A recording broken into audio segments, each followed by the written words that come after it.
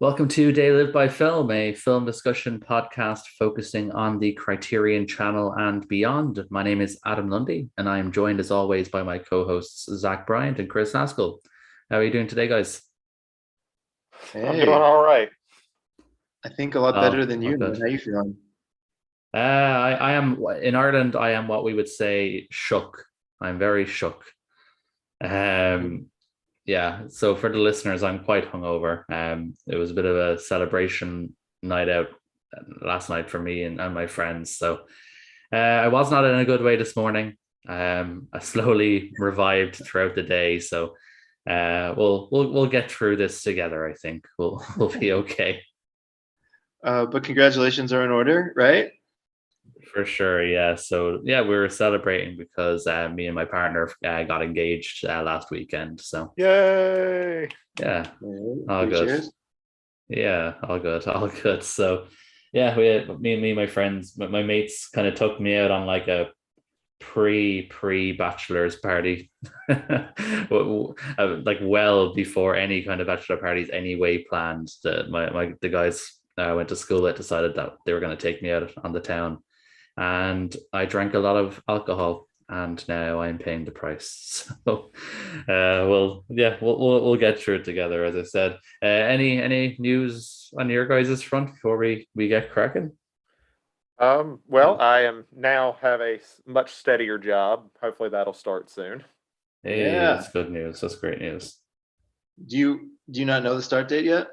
Well, so because it's a state job, we are required to get our pay approved by the state capitol. So they had to send off how much they're interested in paying me and make sure Richmond will sign off on it, essentially. So if they sign off on it by Monday, I'll start December 10th. If they don't, I'll have to start on the 25th because in the state of Virginia, you can only start on either the 10th or the 25th. Oh, interesting. And without disclosing any details, is it more or equal to what you're making now? It's more. It's by far more. But I also I'm more. It's sad. I told somebody the other day. I was like, you got old when you're just excited to have insurance. Adam doesn't understand that because he's not in America. The excitement to have insurance is great. Hey, pay raise with health insurance. Way to go, man. Congrats. You are in. That's fantastic. No, I don't really have any big news on the personal front. I'm just excited for um, the Black Friday sale from Vinegar Syndrome. Oh, I am too. Um, I think I'm going to become a subscriber for a second year. They've got me on the hook. Um, I think they're in this interesting place as a company right now where they're starting to go bigger with their titles and more famous with their titles and more well known, I should say, with their titles. So I imagine that trend's going to continue. So they've got me on the hook for another year. Well, yeah. Well, since we've already talked about it, I'm excited for that for you to become a subscriber. Yeah, if that happens, I have there's a I don't want to jinx it too much, but there's a let's call it a 20% chance that my work will take me to the UK next year. And Zach has been kind enough to offer his address for the Vinegar Syndrome subscription if that move happens. It's all very selfless on my part, I assure you. So yeah, so I don't have to cancel the subscription mid-year or something like that. I can keep getting them and ship them to Zach's house and then just get them whenever we move back stateside. So thank you for that. Oh, no problem. It's I'll watch your movies. I'll make sure they all work. That's perfect. Chris gets back to like, why is there no shrink wrap on these? Oh, they must have stopped shipping them with the shrink wrap. I don't know what happened. Environmentally friendly. Yeah, they're just trying to save a couple cents here. But no, that's all Oh, good. I'm excited to talk about these two movies and the yeah. maybe surprising theme that connects them. Oh, okay. Okay. We'll see what that is. I'm not sure myself.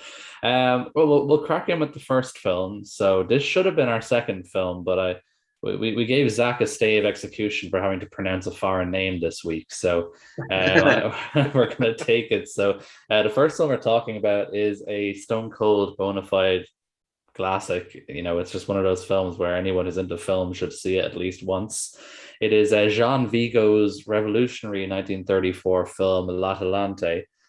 For those who may be uninitiated with the film, just to give you a brief rundown from IMDb, The plot is a newly married couple, Juliet, and a ship captain, Jean, struggle through marriage as they travel on the L'Atalante along with the captain's first mate, Le Pierre Jules, and the cabin boy. Um, that's maybe a bit overblown. It's essentially, the sort of strife that goes along with a new marriage from people who maybe don't know each other as well as they sort of think they do, and the struggles that come along with that.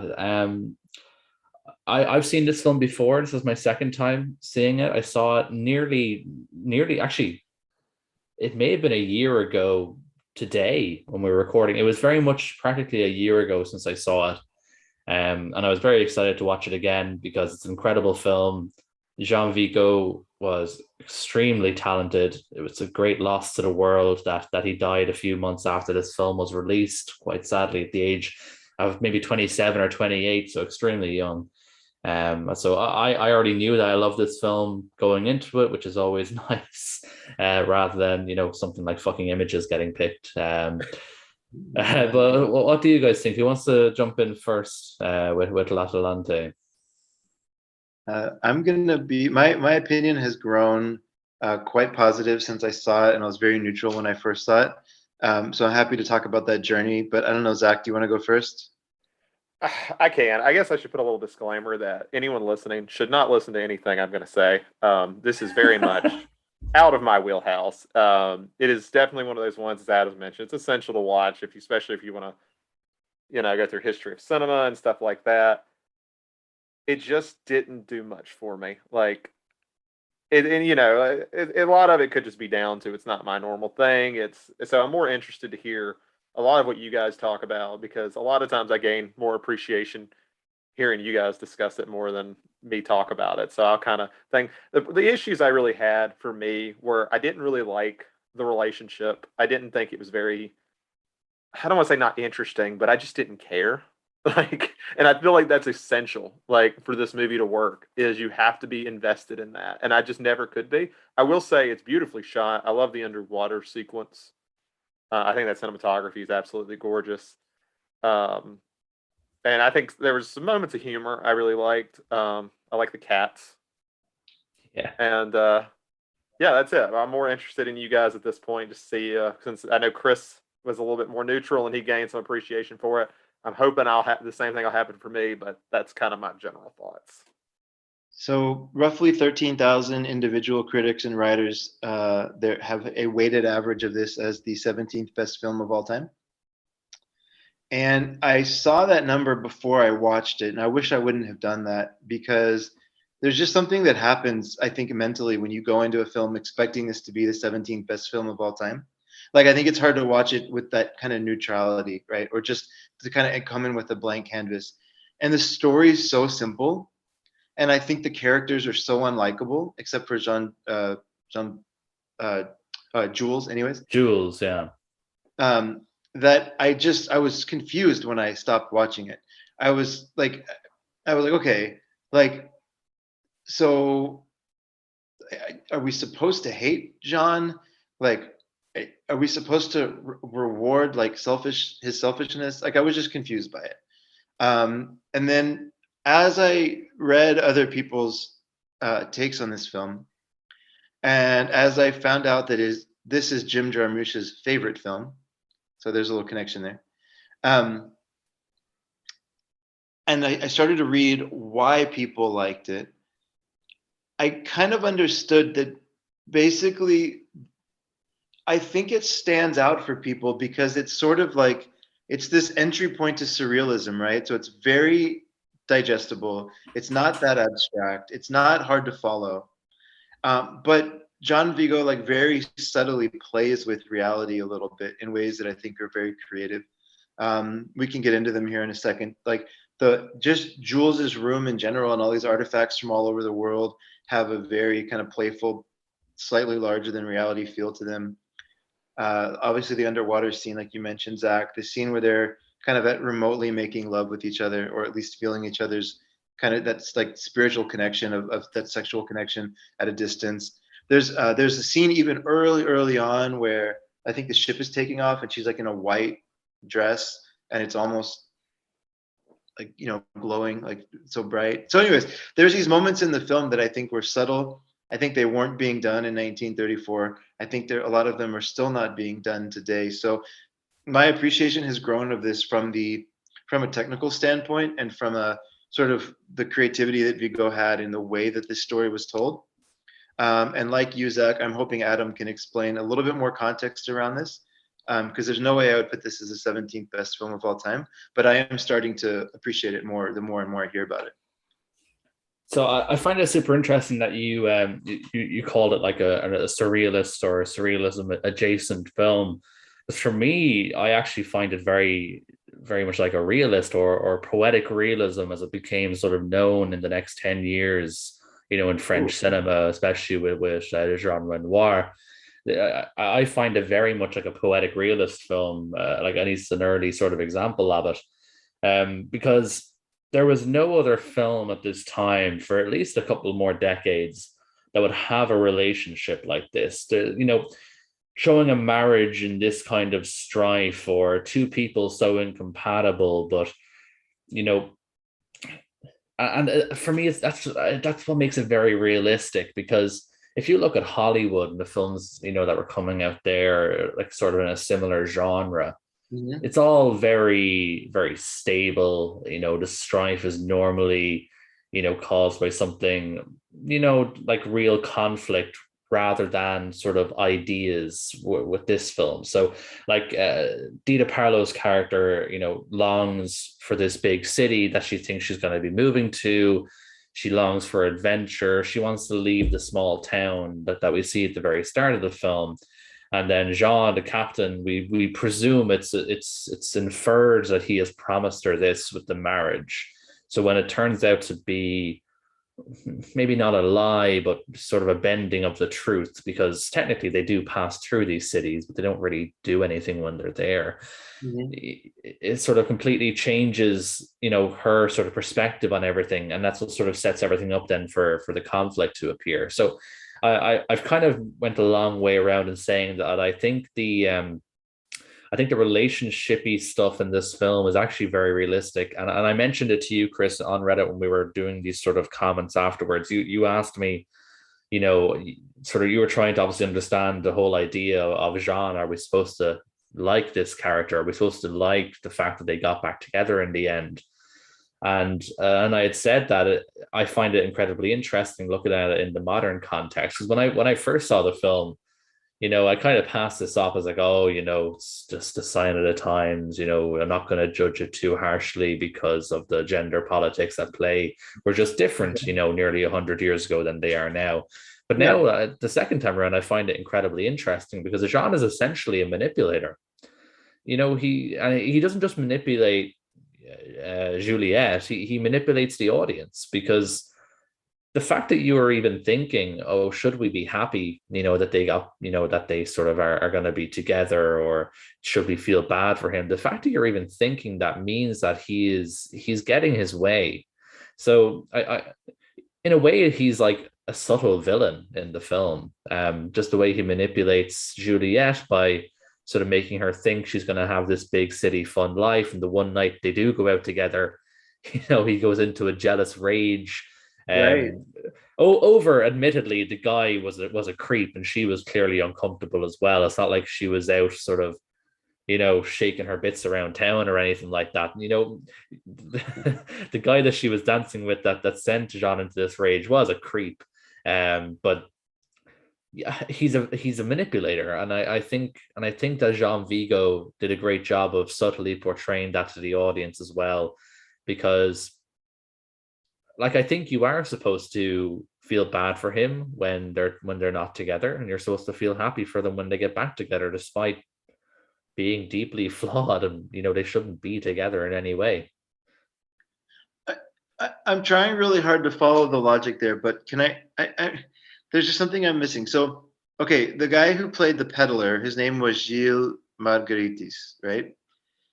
Okay, I don't I can't confirm nor deny, so I'll believe you. Or at least according to IMDb. So, he was this very enigmatic person, right? He's a very entertaining guy, total shyster, but he had a great kind of bubbly, like very fun personality, right? And he probably represented, his character kind of represented like what the city had to offer. Like he kind of matched Juliet's vision of like the city, right? And she kind of fell for him in that maybe it was, she was part of it because she was very naive, coming from I think a smaller town into the big city, and you know that whole like cliche about falling for the first person you kind of meet or whatever that you know represents what the city has. He's also very persistent, probably to the point of where it's not okay. um, uh, so it's this interesting thing where like she's unhappy on the boat with her husband Jean because he's very jealous. He doesn't take her off. He doesn't show her a good time. He doesn't give her like the life that he kind of promised her. And then there's this other guy who comes in the picture who obviously is going to be the exact same. Like he's not, even if she were to run off with this guy, he would not give her the life that she thinks she's going to have with him, right? In her mind. So she's kind of in this bad spot. And the only person who's a safe space for her is Jules, who's, I mean, obviously there would never be any romantic thing there. I don't think that was the intent at all, but like they're just, he's just an interesting guy, right? And he like listens to her and he like shows her the world and he like kind of helps her dream big. So her character just kind of is stuck a little bit. Like I guess I'm having a hard time seeing how this movie like she it just kind of ends with her being stuck of like not really being able to win, or you know it's kind of like the way that people talk about La Strada being this amazing film and like it's sad. like Well, this like is my main, but this is yeah, my go ahead. point about it being, poetic realism. You Okay. know, there is not everyone gets a happy ending. Some people are just stuck Oh, in their okay. situation, and that it is what Okay. it is. That was the Oh, point I was making. There was no, like, there's kind of like a faux happy ending, but we know because of what we've seen over the last 90 minutes, we know this probably is going to be a cycle, and she probably won't right, escape that. But right. that's life. Sometimes some people don't escape these things. Oh, interesting. Okay, that's See, honestly, this is there's a reason why people talk about this film, because there's so many dimensions to it, and different ways. It is a very simple film, but there's so many subtle dimensions and sort of readings into it. And like you brought up this idea that maybe she was enticed by the peddler character, and he represents the city and stuff.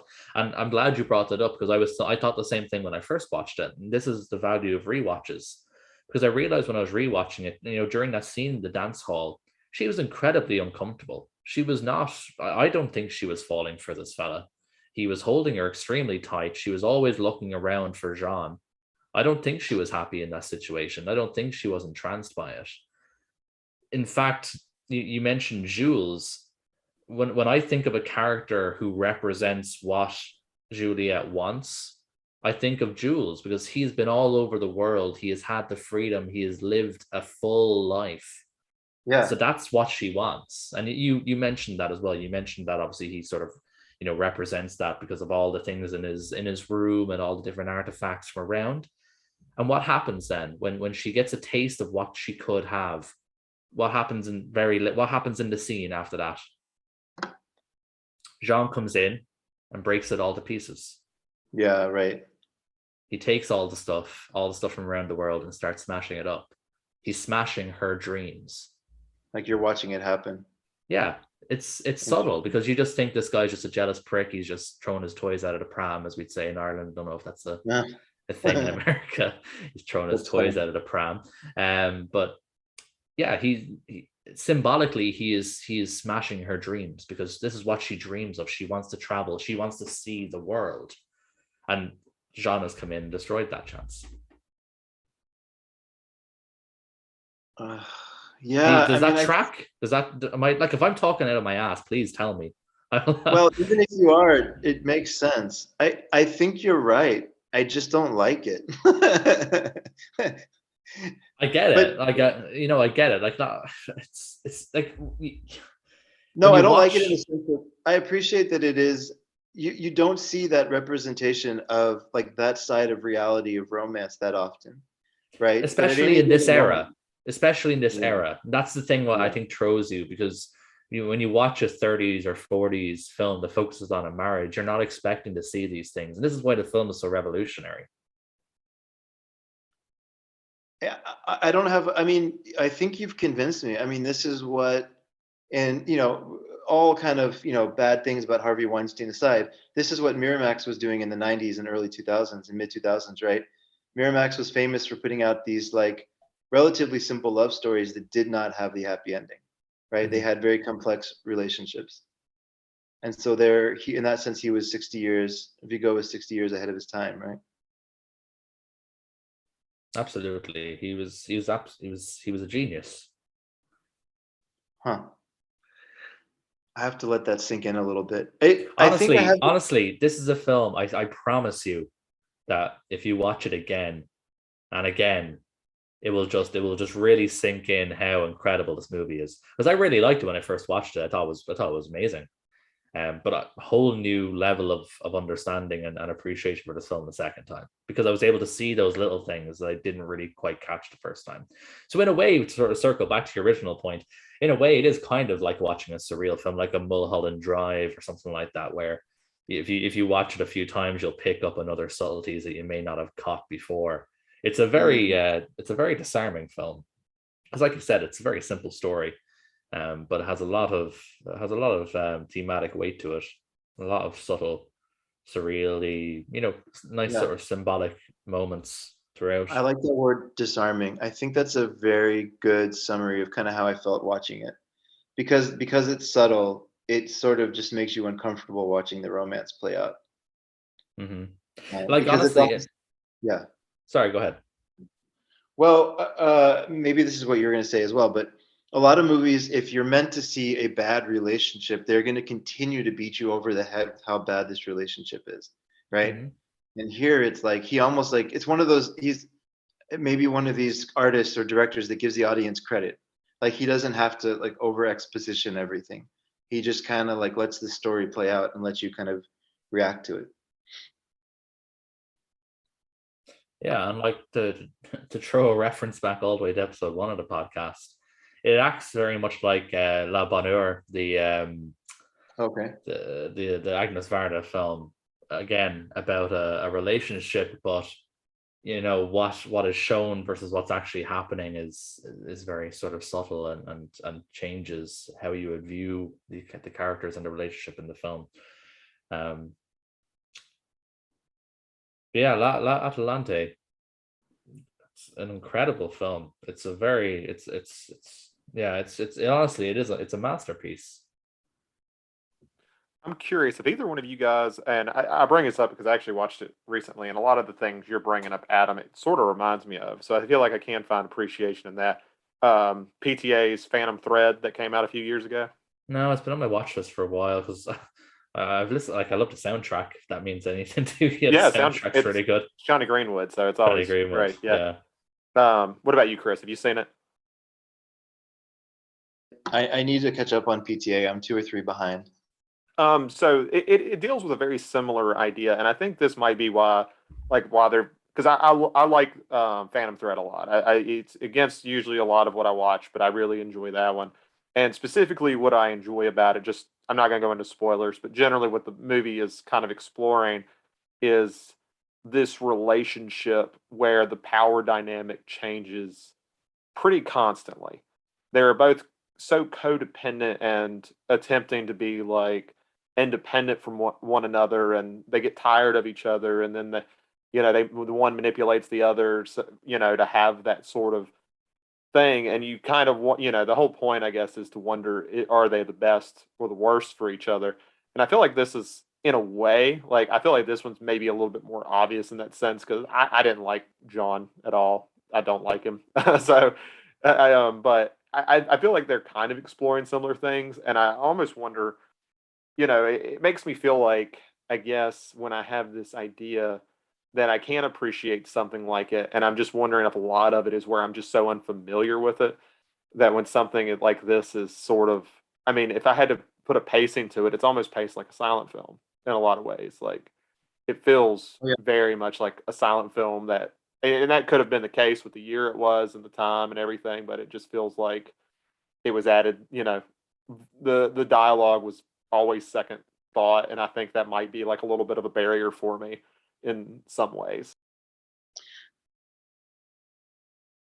Well, it's interesting you bring up that because it actually reminds me of a silent film, which I know Chris really likes as well, and we've talked about it a few times, which is Sunrise from Mm-hmm. FW Murnau.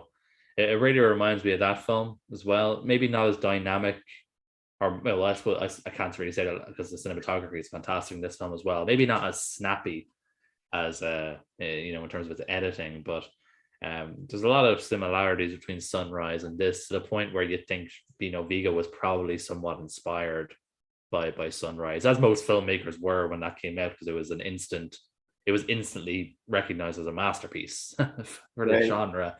Like there was no waiting 50 years for critics to think, oh, this is really good. Like La Atlante, which didn't become a hit until about 10 years after Vigo died.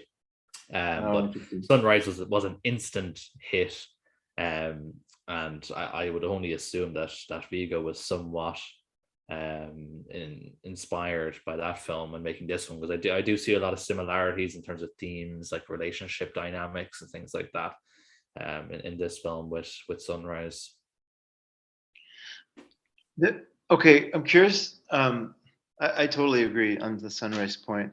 The way that Zach, something in you, what you said, triggered this memory for me, and I don't know exactly what it was, but one of the people in our comment thread on the Criterion Conversation sub said that Ladolante is a play on words from a Greek term that means equal in weight.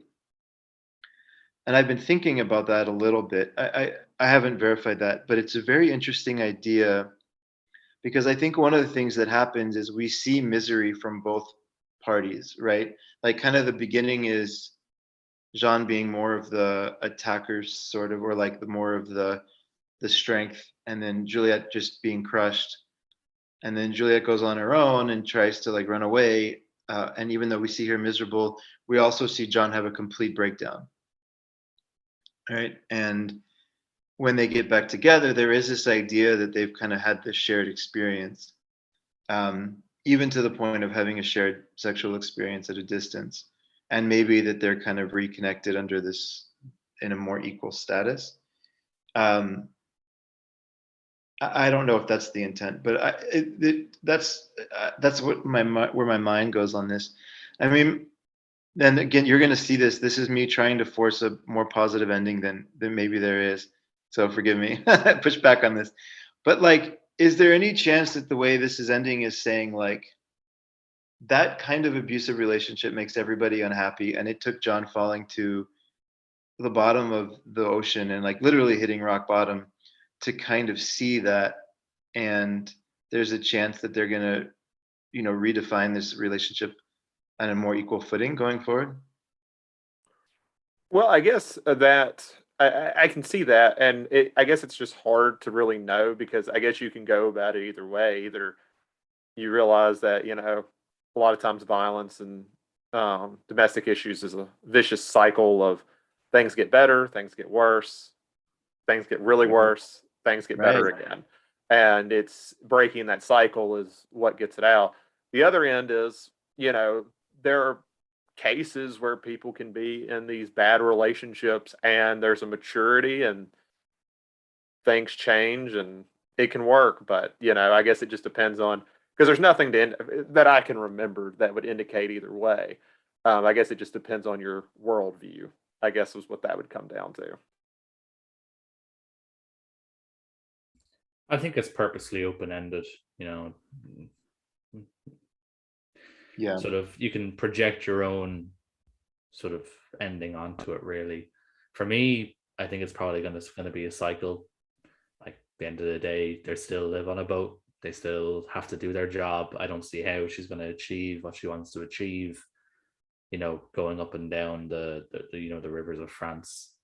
But yeah, maybe there's hope. But it's one of those ones where, and I like ambiguous endings, don't get me wrong, but it's one of those ones where it's sort of left up to the audience to decide what we think. And I suppose this is the thing with Jean Vigo, right? Because he literally died like a month after this film came out. Yeah. So we don't know what his track run would have been like. Mhm. We don't really have much from him in terms of interviews or anything like that. Like for all we know, we're reading way too much into this film, and it was just maybe it was just a poorly told story that they thought that this would be a good romance story, but really when you look at it, it's actually quite psychotic. It maybe from a modern context, but yeah, like taking the film at the taking the film with the tools that we have, and looking at it from the context that we've been given, due to the lack of sort of follow up after this. Yeah, it's just one of those films where it kind of ends ambiguously. And if you're maybe an optimist, maybe you'd hope that things will get better and they'll learn their lessons and Jean will become less of an asshole. And maybe Juliet will temper her expectations a little. Or, they'll just go around and around in circles, and it'll just end in, either them just hating each other and living out in hate, or, maybe something worse, but we'll never know. How about this for a really off the wall idea? By the way, have either one of y'all seen Zero per Conduit?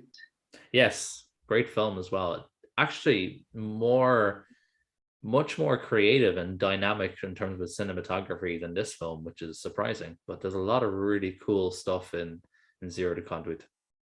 I've heard that. Yeah, I'm excited to see that soon. Okay, there is this common thing. I've heard Jodorowsky talk about this. He's a surrealist. I've heard Gilliam talk about this. I think he's much more commercial, but he still falls under that category. And I'm wondering if Vigo thinks, for folks that really think they're an artist in the sense of like that artistic spirit guides their decision making, guides their life, they're frustrated by the constraints that the world puts on their creativity, right? So, is it possible one interpretation of this film, just going really out of the speaking about talking out of my ass here? One possible interpretation of this film is that this is Vigo's way of telling the story of a naive artist who wants to change the world, Juliet, and seeing it through her eyes. And Jean represents like the harsh reality of the world and the maturity that an artist has to go through to kind of temper their expectations and find like a happy medium. Uh, uh, I don't know exactly where Jules would fit into this category, but Jules represents maybe somebody who's kind of been there and is on the other end and is just happy to be on the boat or something like that. But what do y'all think about that? Yeah, why not? All right, that's my Sounds takeaway then. sound to me. Your That can make me argument like it. is yeah, your argument is very sound. So yeah, why not? That's how I'm going to remember this then, so I don't have to focus on the terrible romance.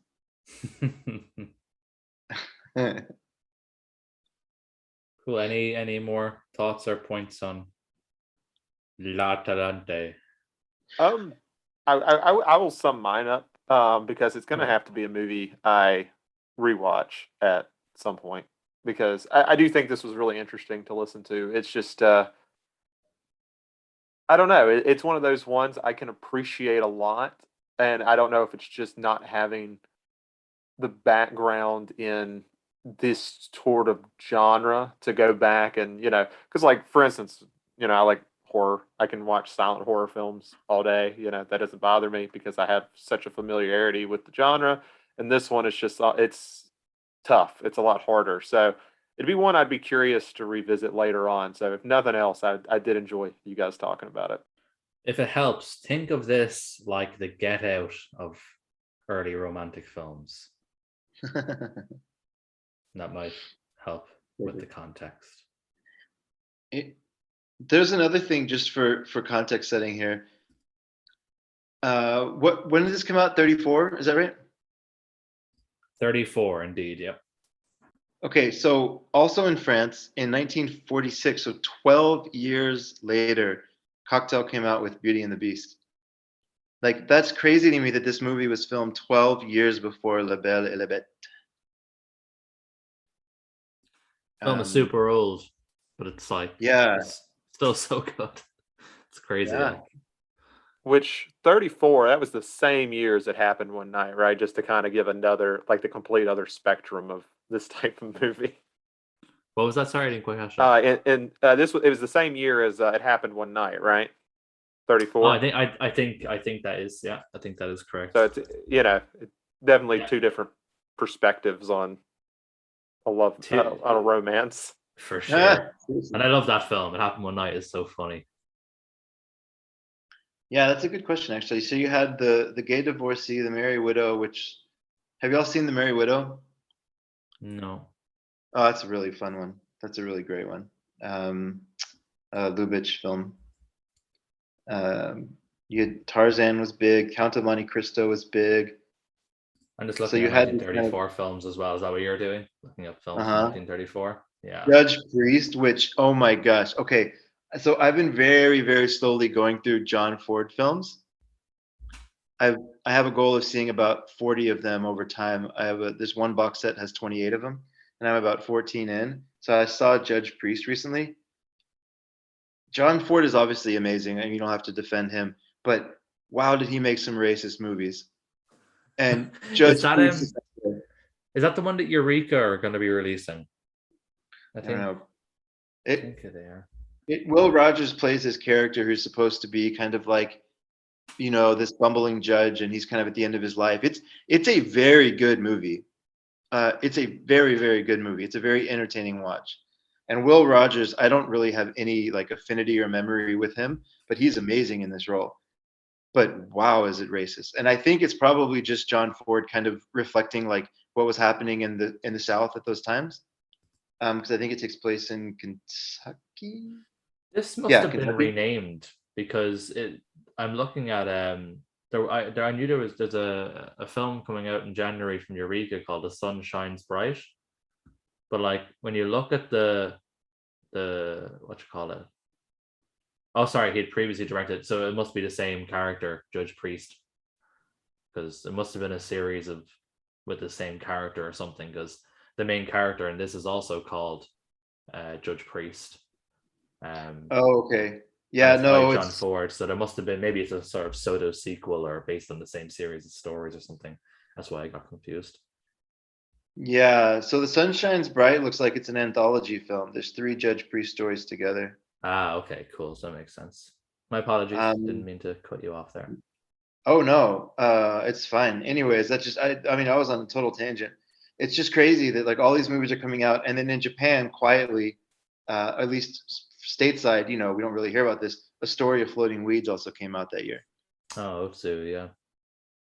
Which is amazing. So, anyways, but more importantly, Dames. Yeah, I was gonna say Dames came out, and The Black Cat. Oh wow, we're really covering 1934 here. 1934, friend of the podcast. So back in 2001, I don't know how many of y'all listening were alive, or at least thinking about movies at that point. But Jeff Masino was very much alive and made a decision that is a 20-year decision now to start a DVD publishing house called Flicker Alley, and he's still thriving, which is amazing. That he has one of the longest tenures in the industry, and he's just very quietly and professionally putting out films from the silent era. He has deep connections into some of the great archives, like MoMA and the Cinematheque Française, and some of these places where they kind of initiated film restoration and preservation many years ago. And it was a great interview, and we were very lucky to also be joined by Captain Gibb, who is complete on Flicker Alley. So that was a fun way to kind of connect them and get a lover of Flicker Alley onto the same podcast. Couldn't be more pleased with this interview. I hope y'all enjoy it. And there was about 100 other questions I had for Jeff, so maybe we'll try to get him on again. Okay, so very, very fortunate and very lucky today to have Jeff Masino from Flicker Alley join us today for the podcast. I'm joined by probably the leading expert I know, at least in silent cinema, Captain Gibb from Art Criterion. So, Captain, thanks for joining. Yeah, thanks for having me on again. I had a lot of fun last time. Looking forward to this interview. Looking forward to being on your podcast again. Great. And Jeff, thanks so much for making time. Thank you. I'm glad to be. Yeah, definitely. Okay, so Jeff, you have been running Flickr Alley as CEO since 2002. Is that right? Something like that, yeah. 2001. Oh, so you're celebrating your 20 years. I believe we are, amazingly. No, actually, I think it was at the beginning of 2002 when we finally incorporated. That's amazing. So you were entering into this market at a time when DVD sales were probably at their heyday, right? That is correct. Definitely the salad days of DVD sales when studios were doing a lot with their deep catalog titles, and yeah, we were coming up during that whole time. That's yeah, that must have been really fun. And I know that there was, so back then, so 2001, 2002, there was probably a really strong, because you have a theatrical component to your business as well, right? Where you license these prints out. Not like other distributors, other companies that distribute films. So like not like Kino Lorber or Oscilloscope, where there's a theatrical component. We have done a few theatrical releases. They've been limited. They have been cautionary tales. And because of the scale of the company has remained small, it's remained pretty lean. For the type of content that we've published, it's focused a lot on films from the silent era, from the type of business relationships we had. For years, we worked with David Shepard, who had his company Film Preservation Associates, and then who was business partners with Lobster Films, and who together owned the Black Hawk Films collection.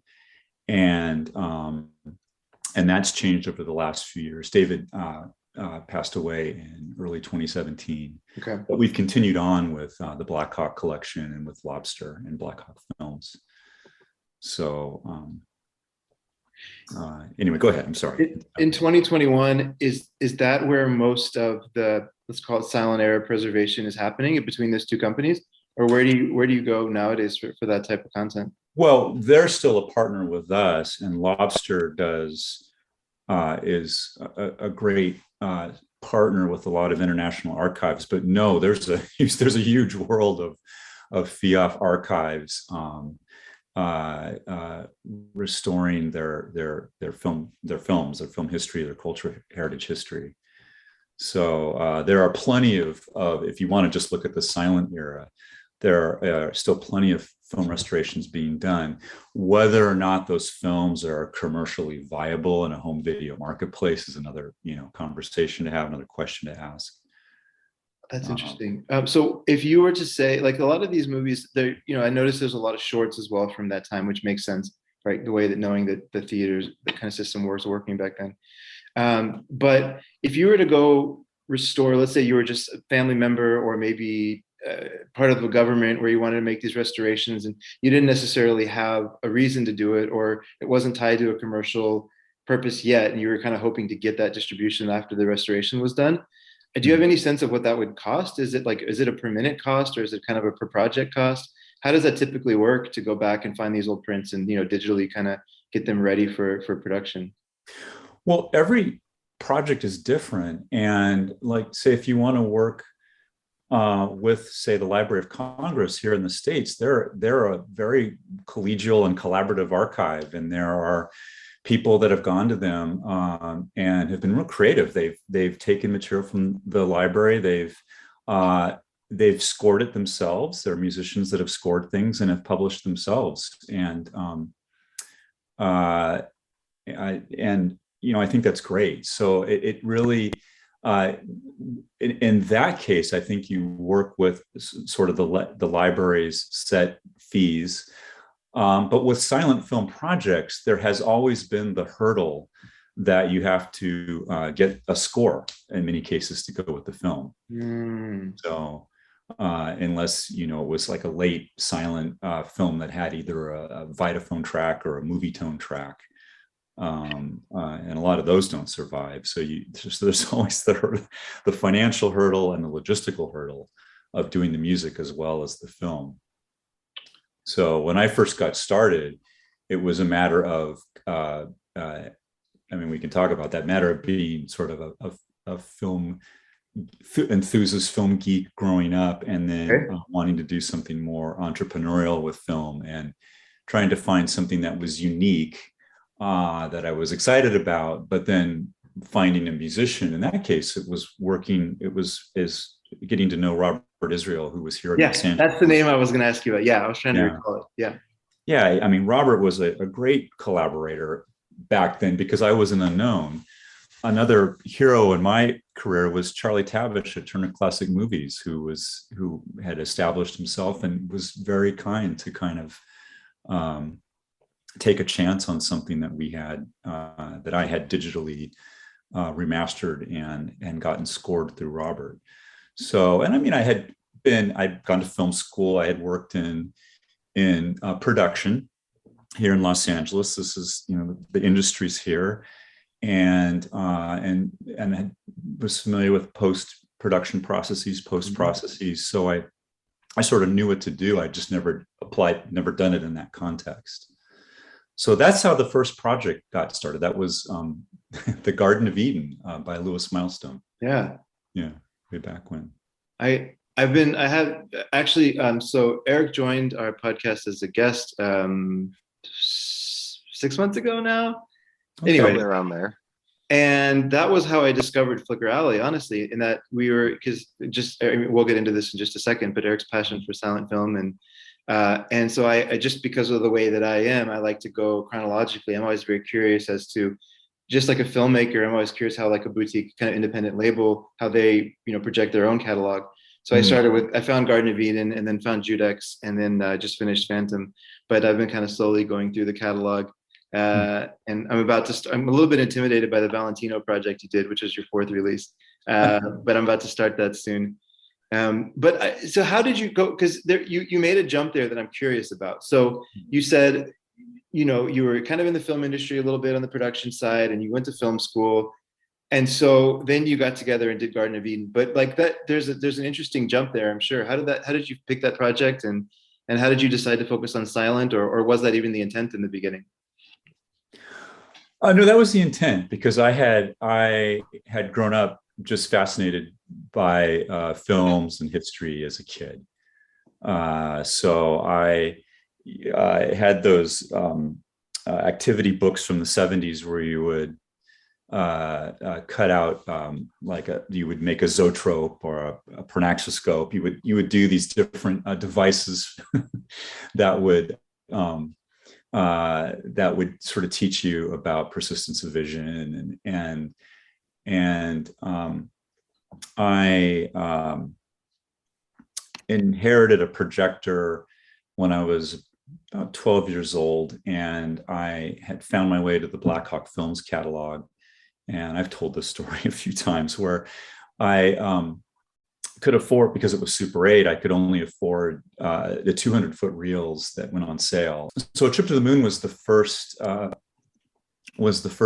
reel that I bought, and I watched that over and over and over again, and was fascinated by it. And there were other silent films that went on sale. Laurel and Hardy, the Battle of the Century pie fight was the only extent part of that film on a 200-foot reel. So I bought that. Was like, I think, the second film I bought. And it started with there because the projector was silent. And I just used to watch these 8mm print silent. I used to go to the Burbank Library back in the day. You could go and check out Super 8 film prints. And I used to, it was a treat to go there be driven there once in a while and check out films from the library. And I would say there's probably a lot of people my age that found the Black Hawk Films catalog and learned and were able to see and learn about films that way. So that was probably why I picked silent films. By the time, years later, I had learned quite a bit about different filmmakers and eras and genres, and there was a clip sales business here in Los Angeles. A gentleman named Michael Yukaitis ran a company called the Library of Moving Images, and had some complete prints of films that weren't otherwise available, and I took advantage of that basically. Wow. So that's how that came about. So first few releases. So, Eric, are you connected with the George Eastman Museum? I am not. I am a member of, Okay. so I can go whenever I want, but I'm not a part of it. I would love to be, Mhm. but I wish I was. I do have a friend who works there. He works Uh-huh. in the film restoration. He worked at the Library of Congress first, and then he just moved there recently. Okay. So, but Excuse I me. see their screenings a lot. Yeah, okay. Is that, I forget the name of the theater there, the Dryden Theater? I forget what Yep, the Dried yeah, In. yeah. So Do you have, oh yeah, okay, go ahead, Eric, please jump no, in. go Yeah, ahead. actually, I had a quick question for you because I was looking at kind of like the release dates for your first couple movies, and there Mhm. seems to be a big gap between the Garden of Eden and Judex. I think there's like 6 years. So I was just wondering if you could just tell us a little more about that. It wasn't, I don't know if it was years. It was probably a year or two, only because it was kind of something I did. And then while I was doing other work, and it just took a while to sort of get another project together. So, and I'm kind of blanking on how all the early projects came about in different ways. I was working more exclusively with collectors here in the U.S. back at that point. And so again, it was just finding the money and, what do you want to do another project, and sort of establishing myself that way. So like any thing that someone's passionate about and pursues, it's just a matter of networking and being patient and, putting in a lot of sweat equity, all that stuff. Well, like the first, it's so ambitious too. Like a lot of times, if you look at a lot of people that are jumping into the boutique kind of Blu-ray game now, it's like one film maybe a month or one film a year or something, as they can do it, right? 1 to 2 films a year maybe, and they kind of go. But your early projects are Judex, which is, I guess, depending on how you look at it, like it's serialized film, I guess, right? So many films. Then Valentino, which is several films. Discovering Cinema, and then 54 rare and restored films. Like these are very ambitious projects for physical media right out of the gate. Did you just Well, kind of dive in, or yeah?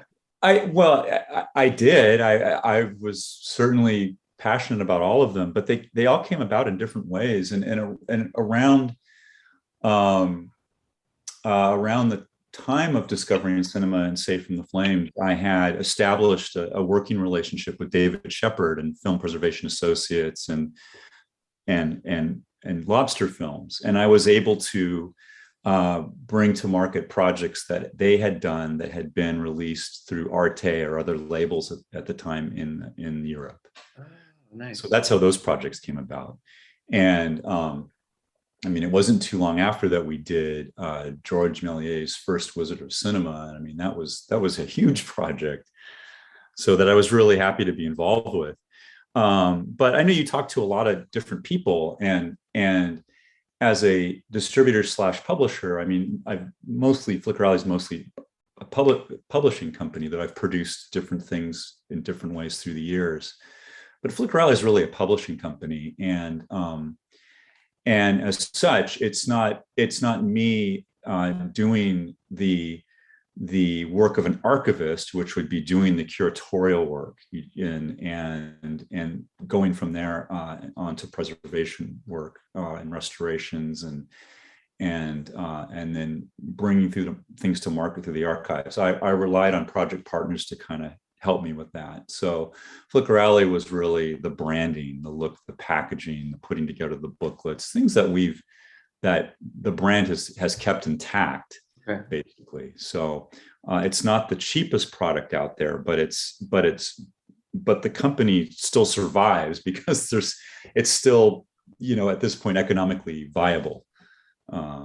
And that's changing. Those are, I don't have a crystal ball to see like where will we be in 10 years, but as long as projects keep coming and we can still find a way to do this, we'll still be doing this. Just really quickly before we, because I definitely want to talk about the future. The last question I had about kind of the origins was the name. So it was Cecil Court in London Yeah, so in cool. like the teens and 20s, right? It was Mhm. kind of like the beginning of the business around silent filmmaking in the UK. Yeah, that is correct. Okay. And so, is there a particular reason? Did you just like the name, or just like the tie to Yeah, silent films? Or okay, that is correct. You're looking for a name of a company, and you know something about film history, and it's like that could kind of work for a brand. uh-huh.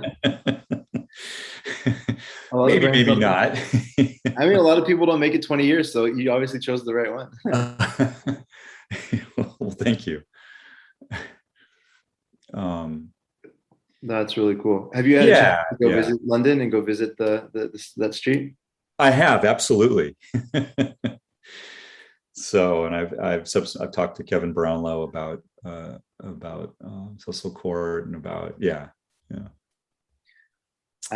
We try to go once a year. Obviously, the virus has kind of shut that down. We try to go to London once a year if we can, and I didn't know that history, so I'm guaranteed to go to Cecil Court next time and go see what kind of coffee shops or whatever are there now. But Bookstores.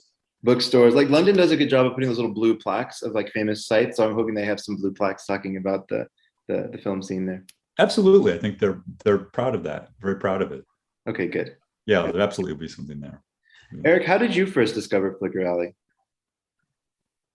How did I? I think I was looking for probably A Trip to the Moon.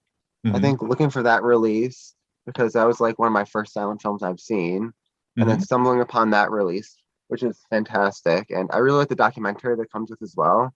I think Uh-huh. that's one of my earlier insights into film restoration, like what goes into it, especially of the early silent films. So yes, I think that would be my first one. And then from there, just looking more into the silent films and realizing how amazing the catalog is and Mhm. how you guys release things that nobody else releases, like those Cinerama releases. Like nobody else that I know of is releasing Cinerama on disc. Yeah, there's loosely there's a mission statement bringing film history to new audiences, and at a certain point it was like making, again, through networking, making different friendships. It's you want to branch out from just the silent era, and I mean that's how the projects with Cinerama Inc. came about, with Pacific Theaters and Decurion Corp. and the people that sort of own the technology. And they're great people to work with. Dave Strohmeyer is super passionate film historian, and just, I mean, that's really, every partner has just been a kind of a different friendship or collaboration that has turned into a working relationship, basically. So towards the beginning, we kind of talked about the commercial viability of the Mhm. films that you release. And with Flickr Alley, there was two, now there's three, right? Different lines. You have the main line, the new Flickr Fusion line, and the Made on Demand line. So how do you kind of make that determination which line a film goes into? I'm assuming it goes into like the commercial viability of it. Or can you just tell us more about that? Yeah, you've assumed correctly. Basically, the market has changed, and I know you probably hear this a lot, how tremendously the market has changed for published media. It's no longer the salad days of DVD sales, and so and but at the same time, you're looking for new markets. What inroads can we make into TVOD or SVOD or upcoming AVOD? And several years ago, this was while David Shepard was still alive, there was the opportunity to republish stuff that he had previously published with Image Entertainment. And we were not set up to do manufactured on demand. So we did some fundraising around that. And we were able to bring his older titles, keep them back, but bring them back in print. Because when things go out of print, sometimes they go for hundreds of dollars on eBay, and Yeah. he was like, "Well, that's not fair. Let's find a way to do this to do this more economically." And so that's exactly what the MOD line was about, and then it branched out into other types of projects that uh, would involve things that had not been published previously and things using uh, Blu-ray disc manufactured on demand. And just recently, coming out of the pandemic, there was the idea of there's been sort of a backlog of projects that we haven't been able to do, and there was the idea of, we can't. It's gotten so the cost hurdle has gotten so high for the type of media that we publish, which is replicated media with a printed booklet and nice packaging. Is there a budget way to do this? More like MOD pricing, like $20-$25. And that's where the new Flickr Fusion line kind of came into be. So we've only done one publication. Now this is Francis X. Bushman, but we have some others lined up. And it's a bit of an experiment, but it's kind of saying, hey, the idea is to try to get this out in an economically feasible way that sort of acknowledges the reality of the marketplace. So when I look at, you kind of watch trends in home video, and last year there were people that were stuck at home, and so there was a huge uptick in people just watching and streaming things. And I know certain companies really were able to take advantage of that.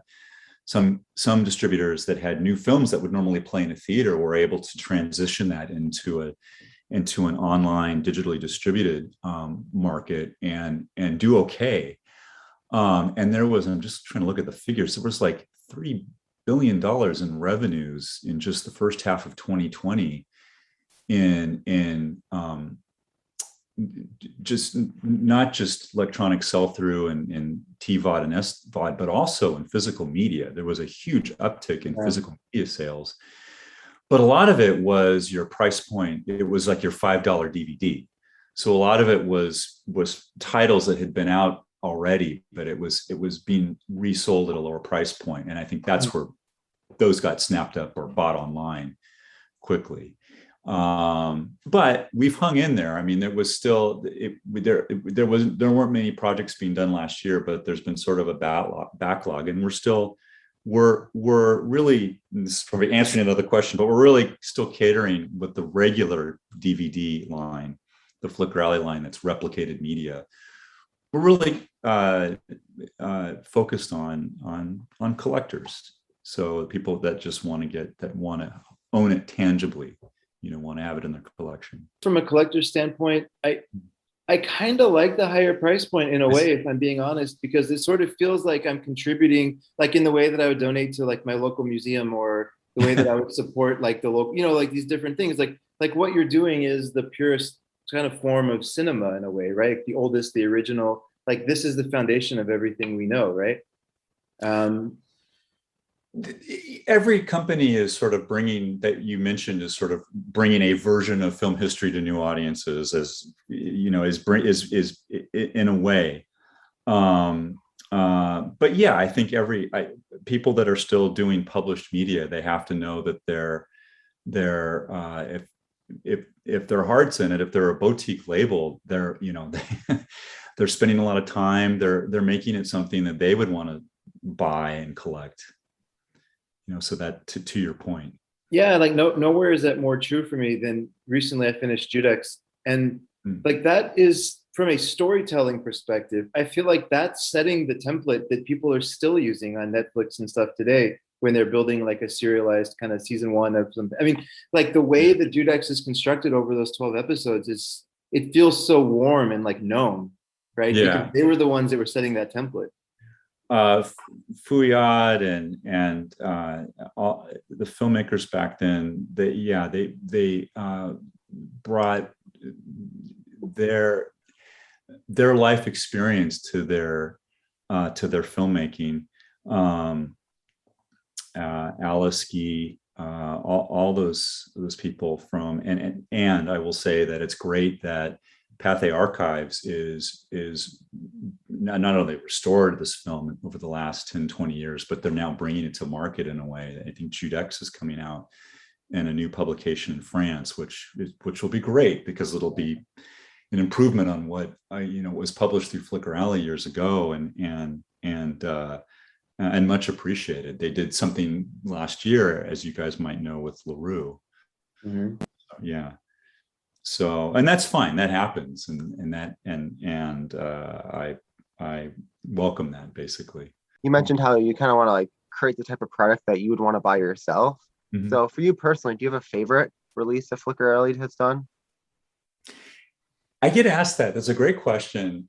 They're all special creations. You get involved with each one, and so I'm kind of proud of all of them.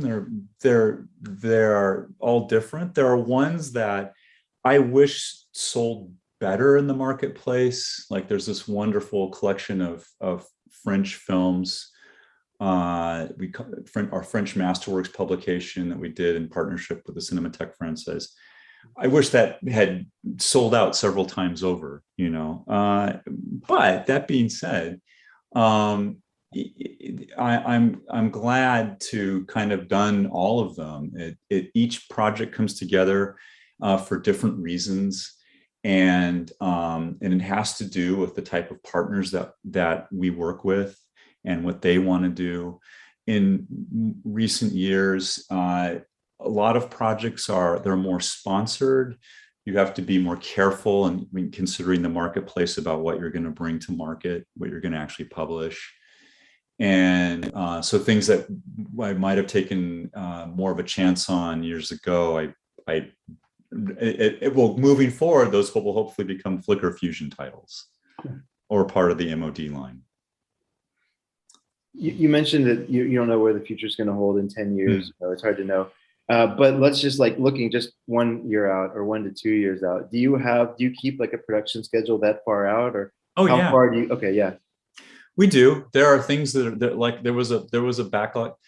First off, things can take several years to sort of come to fruition. Okay. And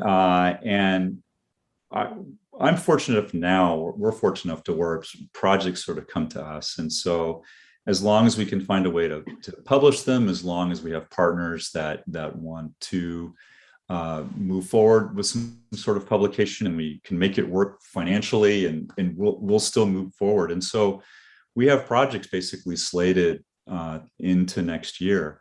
We just announced, again, there are more collaborative projects, publishers. We've collaborated with different publishers, Powerhouse Films, Indicator Media, Eureka, which is the Masters of Cinema line. Mm-hmm.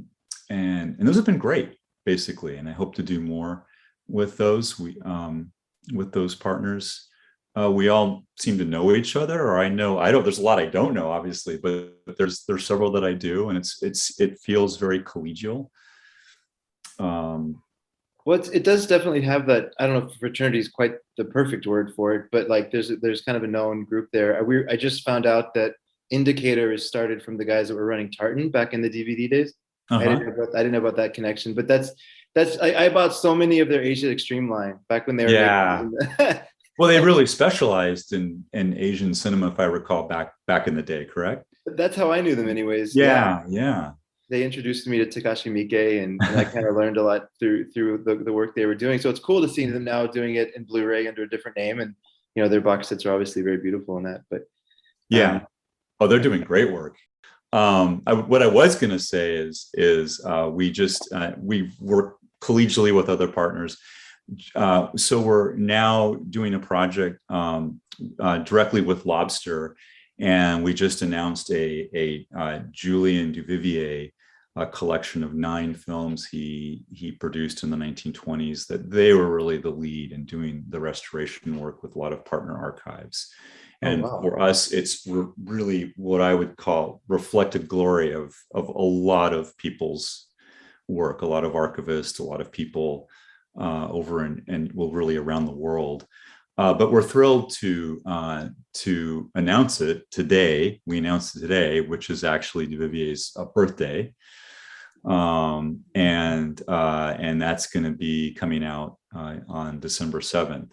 So, I mean, we're just excited about whatever the next project is. There's no shortage of great projects to do, and I would assume if you talk to other people at these other labels, they probably say the same thing. There's probably a ton of projects that they want to, that they're looking at doing.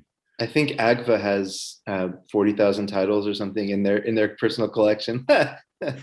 Yeah, with something like that, then it's just a matter of looking at it from a purely archival perspective. You just want to do curation. You just want to make sure that you're saving whatever elements you have, and making sure that things are properly stored, in the proper climate controlled conditions, hopefully in archival conditions.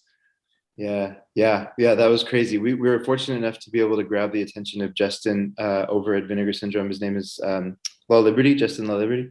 So we had a deep talk in there around preservation. I didn't realize all that went into the actual condition of Vinegar Syndrome, not the name of the company, but that actual chemical condition.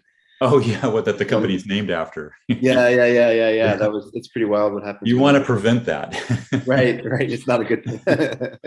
Exactly. So once you do that curation, then you can think about, well, what is good for potential for preservation or restoration work.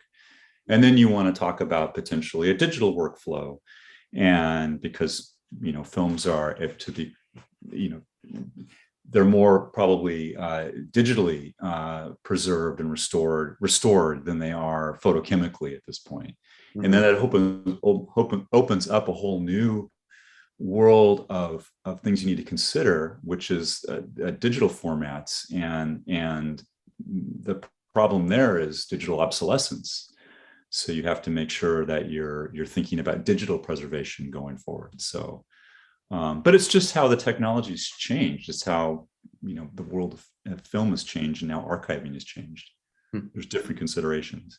Would digital obsolescence be like accidentally deleting files, for example, like that kind of thing?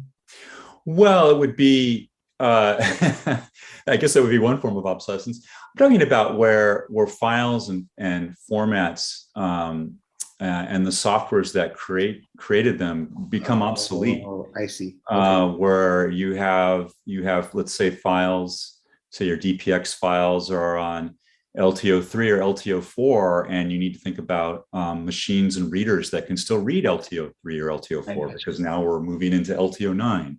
Questions like that, questions that studios and archives have to grapple with when they think about the world of our digital future, basically. It's like on the iPhone, if you have like an iPhone 5 at this point, it basically won't support any of the new apps. You have to upgrade the technology to even play the new apps. Silly example. But, no, that's apropos. Well, what do you watch when you want to relax? What's the thing? That's a good one. I still love everything. I just recently bought a collection from Kino Lorber, Ken Jacobs collection that they published in the last several months or whatever. Warner Archive, which owns the MGM library, just did another Tex Avery collection. Mm-hmm. And some friends and colleagues at Class of Flicks, they did some Our Gang publications over the last year or so. If I can do some shout outs to some other friends. So I wish I had more time to watch stuff. Are you a one-man show? How big is Flicker Alley? It's a small, lean company. There are just a couple people that are full-time, a bunch of part-timers, freelancers. And it is not scaled like some other companies. Is that a drawback? I don't know. But it's holding steady in the market, and so I'm proud of that. We're still here.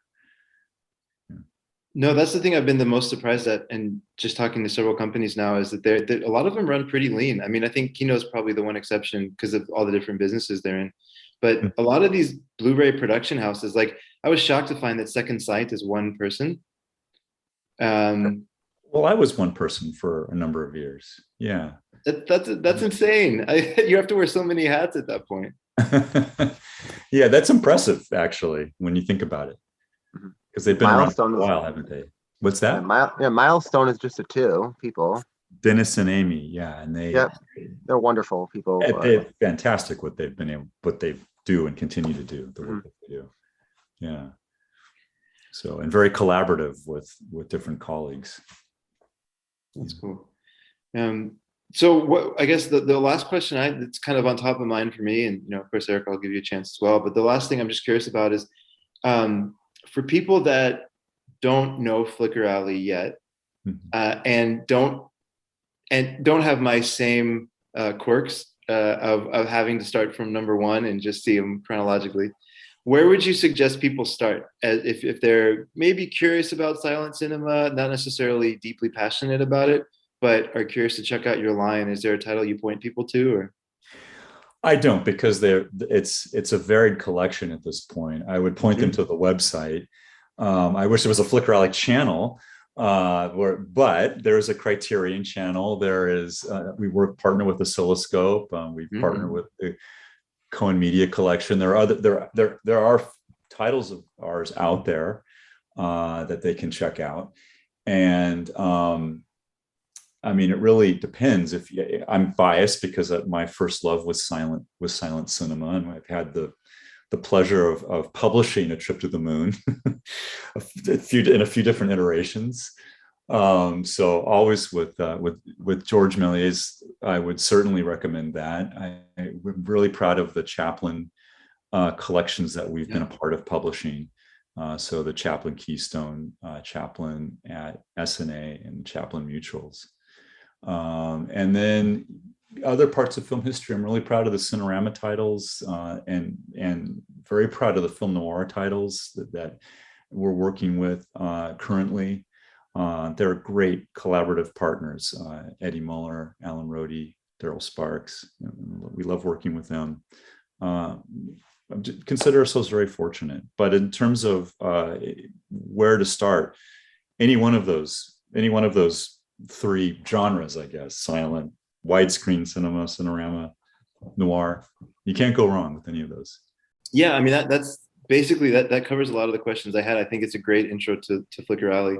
Eric, what else? Is there anything else on your mind, or otherwise we can give Jeff his night back? It's okay. Yeah. I'm glad you're a fan.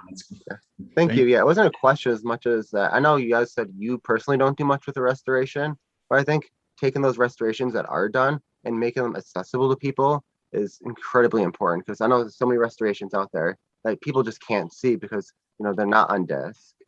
And yeah, there's usually reasons for that. There always a reason. There are considerations with available rights, and it can be music rights, underlying rights. It can just be that it's owned by an entity and it's just not part of their current business plans, basically, if it's a studio title. So there's always reasons why there aren't great restorations that are currently available in a published media form or that are being streamed. So yeah, and I think it's important just to have some of these things that are available in such high quality, right? Because you can go on YouTube and search up tons of silent films, but they're going to be in awful quality, right? So my sister, she's a teacher, and they read Hugo. They've read Hugo, they watched the movie. So she did a little Méliès unit with them. And I let her borrow my box set because, she could have pulled it up on YouTube and had those pixelated, YouTube prints. But I think having the kids watch an actual, a legit restoration of it in good quality really probably brought it to life more than something like a YouTube print would. So just a general thanks for releasing those wonderful sets. yeah, I would agree with that, and I understand in a teaching environment you're trying to get what is available to try to make your point. So I understand why that's done. That makes sense, but it is great when you can see something that looks great, that it really it has more impact, basically. How it was seen originally, right? That's the fun of it. Yeah, or something that emulates how it was seen originally. So yeah. Well, yes, that's true. I think a lot of those Méliès films, I mean, those were part of exhibitions and fairs, and those weren't necessarily shown theatrically. Film exhibition was such kind of a fascinating world, really. The whole being seen in a theater hadn't been established yet. Yeah, like a circus almost, right? Like traveling around and basically showing off the new, like the cinema. Yeah, and in some iterations they had troops of actors that would do voiceovers. We have one of our publications has people acting out voices for the characters in A Trip to the Moon. And that's just one of the ways that film was shown when it was originally distributed. So, and Méliès had the problem, like many other early producers in the early days of cinema, of things being pirated and trying to copyright things by putting, symbols, logos in the actual scene, or just having people like his brother, based here in the States, I believe in Texas, just keeping an eye on things, keeping an eye on business interest here in the United States, and trying to establish its own entity here, to take advantage of that, and to not be taken advantage of. As soon as film was invented, movie pirates were invented, like right alongside of it. Yeah, I mean, yes. I had no idea. It makes sense. That's just crazy. Yeah. Like What's that? Go ahead. oh, sorry. I was gonna say, like, the Lumiere brothers film, like, a sprinkler, the hose, however the translation is. I'm sure you're familiar with that one. Like, how many iterations of that have been made over the years? Yeah, it was made again and again. So think about a new technology that comes online today, and you're going to have a ton of competitors. Right. If you don't think that you're the only solar panel company getting into the market, whatever. When you phrase it like that, it makes total sense. I guess I hold some of that stuff as sacred because it seems so distant, and like it was like the original of this thing, which is now so common in film. It holds like a special place in me. It's feeling sacred. But yeah, at the time it was just, hey, this is selling tickets, so we have to find a way to go sell some more tickets like he's doing it, right? Yeah.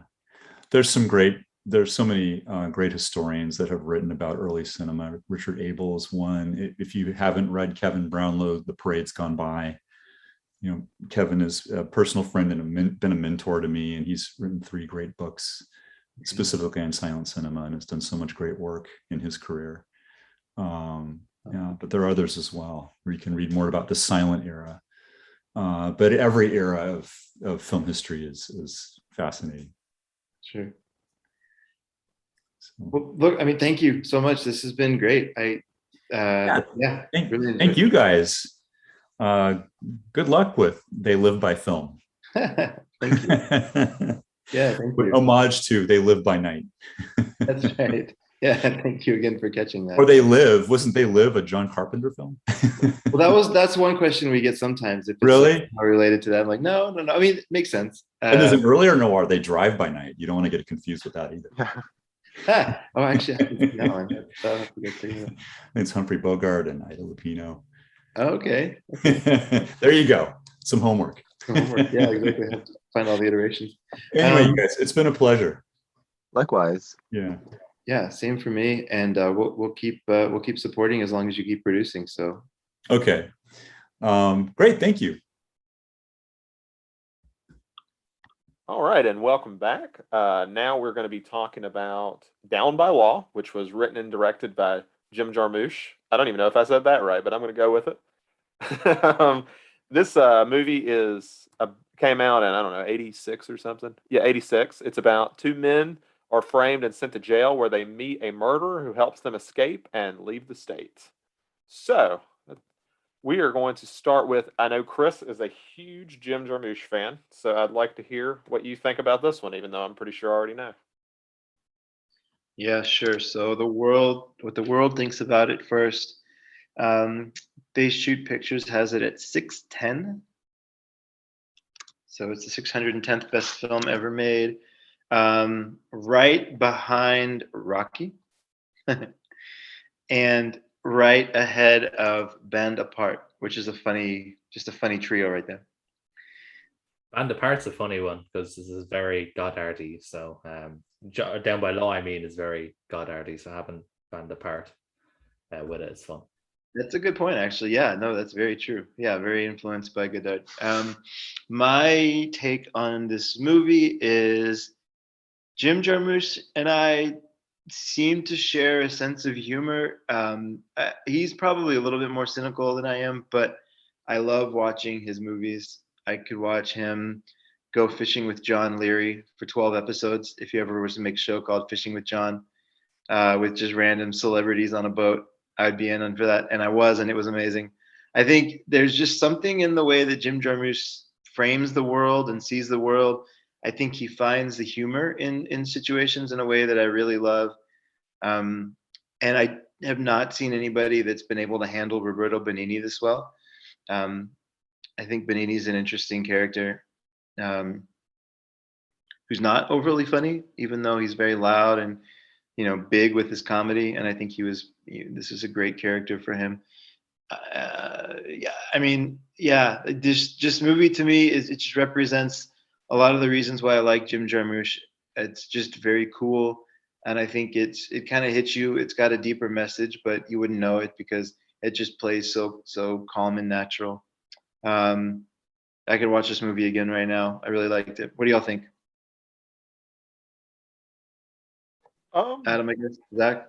I can take from here. So I have a kind of a interesting relationship with Jarmusch. I've seen before this one. I saw 3 of his films. First one I saw was Dead Man, which I absolutely love. Dead Man so far is still my favorite from him. From there, I watched The Dead Don't Die in theaters, which there were moments of it I really liked. It didn't work for me overall, but there's still lines in there I'll quote because me and my girlfriend went and saw it. So, every once in a while we'll quote it. But, it didn't really leave an amazing impression on me, but, it wasn't a big deal. And then I watched probably I would say one of his most revered, which is Ghost Dog, Way of the Samurai. How's that? Ghost Dog. I'll just call it with that. I can't remember the subtitle part of it. And I did not like it at all. Really didn't like it. It was one of those ones where I just kind of felt it was quirky for the sake of it was a lot of the issues I hold with Wes Anderson, and I started to kind of worry that was kind of what I am, because I'm famously not a fan of Wes Anderson, because I just don't connect with his comedy. But with Down by Law, I felt a lot more positive about it in general. I really felt a lot closer to Dead Man. I really just appreciated the humor a lot more. I love the way the film looks.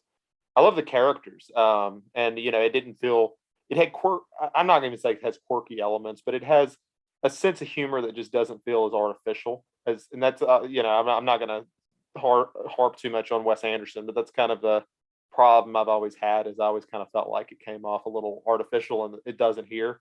I think it's just a legitimately pretty funny and heartwarming movie at times. Totally.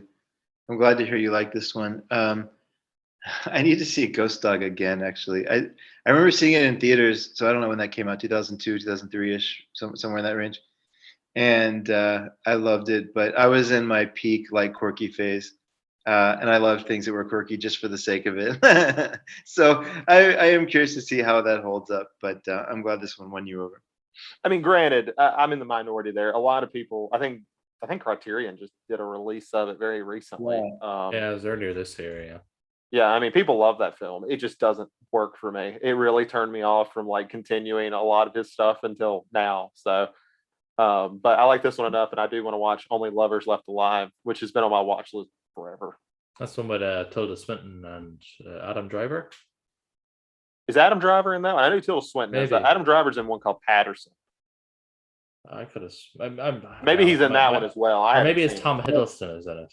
That's it, Tom Hiddleston. Oh, okay, yeah, Tom Hiddleston's in it. Okay. Yeah, I haven't seen that actually. What year did that come out? Oh, 2013. Yeah, it's pretty recent. Yeah, Adam, what about you? Yeah, like I don't really have much of a prior history with Jarmusch. I was gonna say Samurai Dog. Ghost Dog is on my list for the Criterion Challenge 2022, so we'll be watching that at some point next year. The only film I have seen from Jarmusch prior to this was Stranger Than Paradise, which I did like. I remember liking that one. This film, I didn't love it for the most part. Well, when I say the most part, as in like linearly speaking, for like a good chunk of the film, I didn't love it. Like I got it, quick, kitschy, sort of noir. Kind of like if Cassavetes made a film noir. Very dialogue heavy, character driven, not really sort of much happening in terms of action. But I got it, and I was like, yeah, this is fine. I can roll with this, but I didn't love it until the final third of the film. That's sort of based in the swamp. Then I was like, this film is awesome. The way it's we mentioned this before when we were talking about The American Friend. The cinematographer, Ronnie Mueller.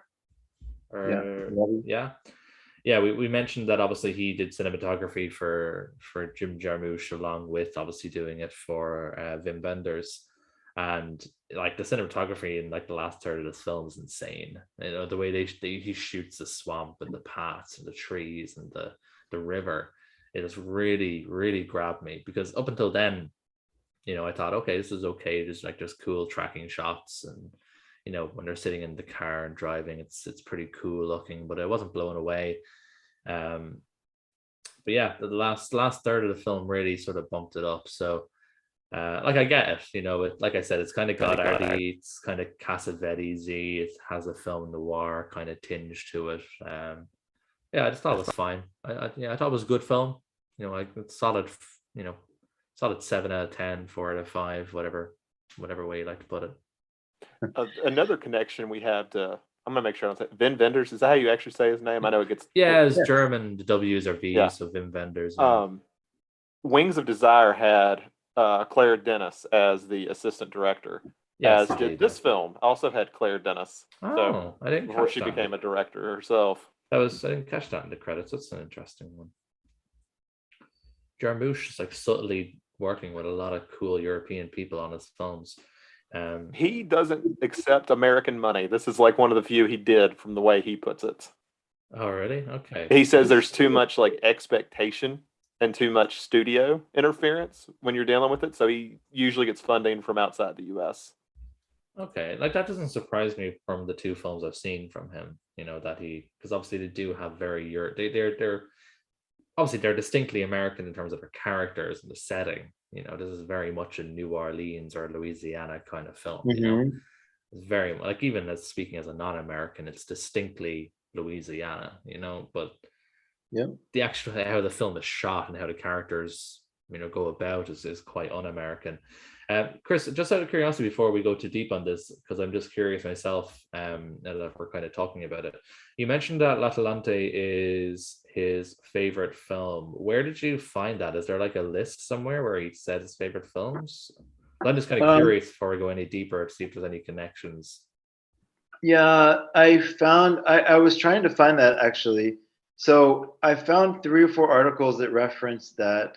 But I couldn't find the source. I'll try to find it and link it. I was just Googling it. So I found an article from IndieWire who are pretty reliable. They're not like hucksters.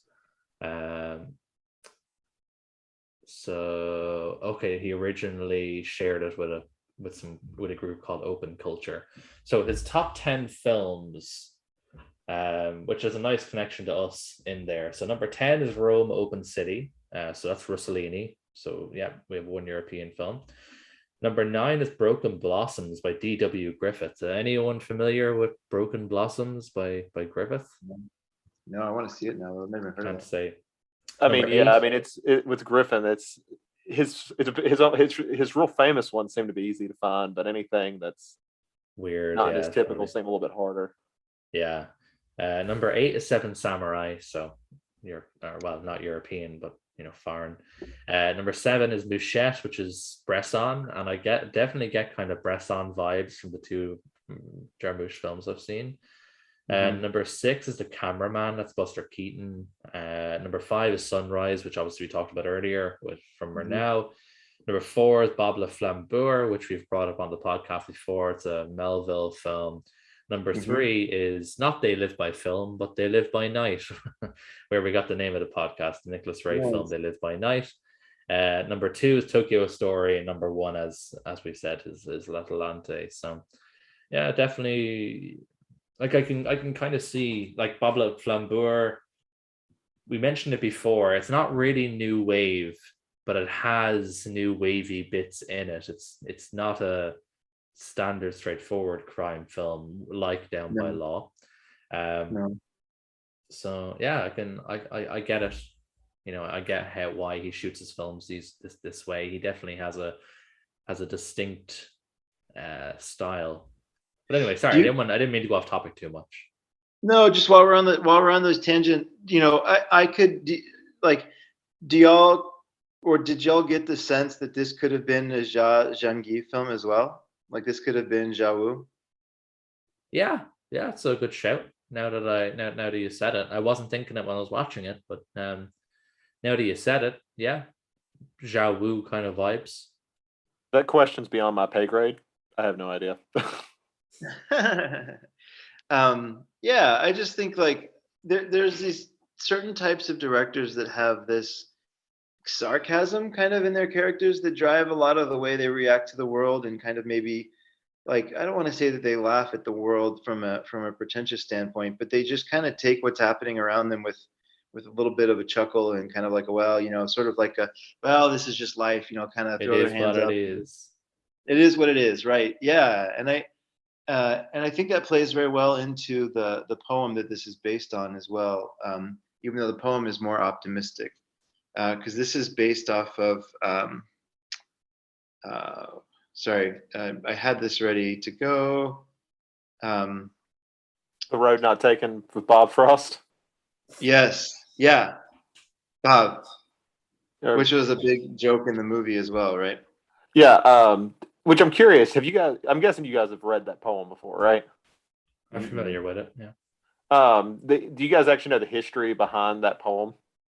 No. So he wrote that as basically to make fun of his friend because, for some reason, poets just wrote poetry to their friends. I guess that's how you practice. But basically, he would go on walks with his friend, and his friend would always be like, "Man, I wish we took the other road." Like every single time they went for a walk. So he finally, just to be a little snotty, he wrote that poem to see if his friend would understand that he's making fun of him. So what you're saying is that Robert Frost wrote a diss track. Yes, he wrote a diss Wow. track, and it's There we been go. like one of the most like misquoted and like represented poems ever since. So yeah, that's Amazing. That's made me happier. To get back on track with this film, this might be a controversial statement, but I fucking hate Tom Waits. Ooh, that is like controversy. I don't even know what to say. He annoyed the absolute crap out of me for this whole film. He was just doing this little head bob. Oh, I'm so cool. Blah blah blah. It just annoyed the crap out of me for the whole film. And I'm like, just act normal.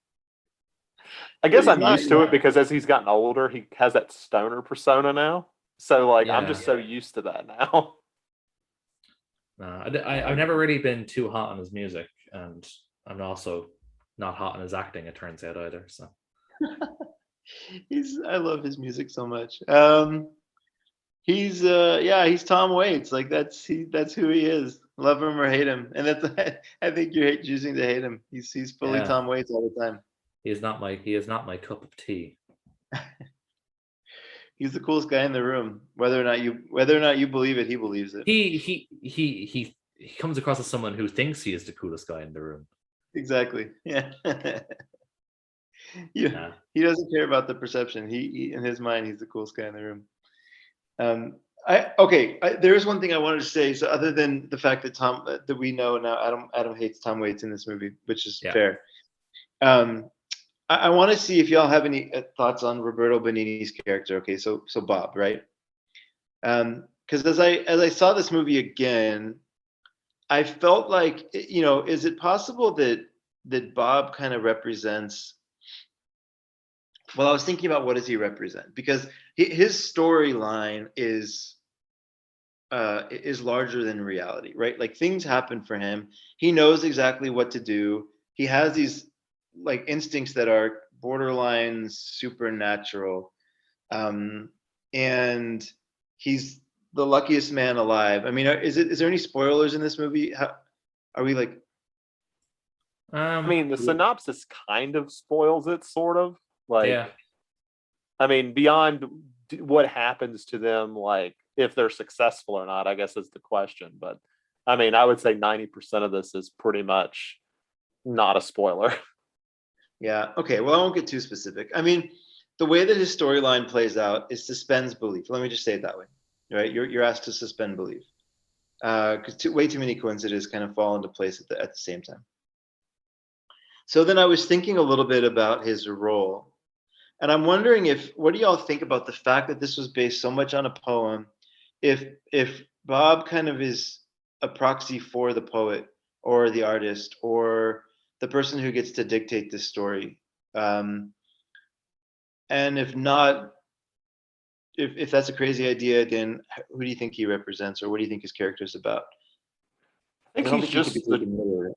I mean, to me, he's just the drive. Like, you look at how they ended up there. They're guys who are responsible in a sense. I mean, they were set up, obviously, but they're two guys who have to take some partial blame for their faults and really don't. Like, they just kind of leave it as they're set up, but they have no motivation to change or to do anything or to have any sort of drive. And Bob kind of brings that. Like, he's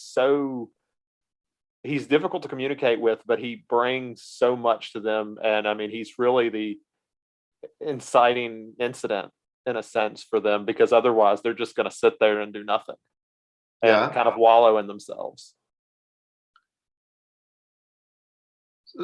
So he's the opposite of them in that he's very upfront about what he's done. He knows himself. He's very honest, and he sort of like is an agent of change for them. Yeah, I mean, these are guys who seem kind of stuck in their life. You got one who's just happy enough, just kind of being a pimp, doing what he's doing. No real change. And of course, the big one with the other is he's a DJ who can't find any stability in his life, and he can't take responsibility for that. And they're just content with that. They're content to let things happen. Things they are as they are. And he's kind of to me, he's kind of against that.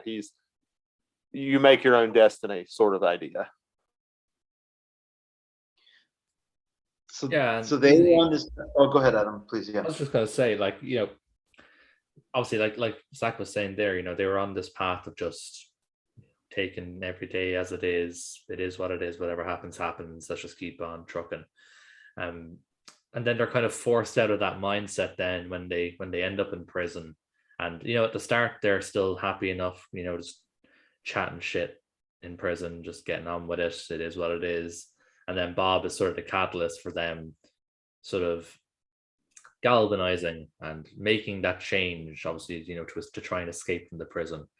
No guys who are just happy rolling with the punches is going to try and escape from prison. It's way too much hassle, it's way too much effort, and it has big consequences. These characters have shown before this that they're like, they'll just sit there and just deal with whatever hand they're dealt with. So Bob kind of galvanizes them in a way to sort of make them grow, that even if it's just a tiny bit, he's pushed them to sort of grow and go out of their comfort zone. And instead of just taking everything as it is, they're going to try and actually do something. But did they change though? Like everything that happened in that story that was good for them happened because of Bob, and then they wound up kind of falling into that same pattern, right? Like they can't even work together once they, like the way that the movie ends, like they kind of go off and like, I don't know, like do you think that there's change there? I think there is, because for the first time in either of their lives, while what they know is they don't want to be around one another, but they know where they want to go. Like this is the first time in their life, at the beginning you look at, I'm going to get them mixed up, but I think it's Zach is the DJ. For the first time in his life, he does have a direction. I mean, he knows he wants to go west, and all Jack knows is he wants to go the other direction. And that's, for some, that might be enough. Like, at least they're not sitting still anymore, I guess. Yeah, like it would have been very easy for them to either stay at the prison or stay in the swamp or stay at the house of the woman they meet. It would have been very easy for them to just stay and just say, no, I'm just gonna Tom Waits be like, I'm just gonna stay here, man. That kind of way. But they didn't. They pushed to sort of, as Zach said, they chose a path. Like they literally choose a path and decide, okay, we're gonna follow this path. Okay. And it does sort of mix in. It is what it is. Like they're choosing a path while also not, I guess, lying to themselves. Like they're choosing a path, whatever's behind it is what it is. But they're still moving forward. It doesn't feel like they're just stuck in the mud as much. Yeah. So the poem says, I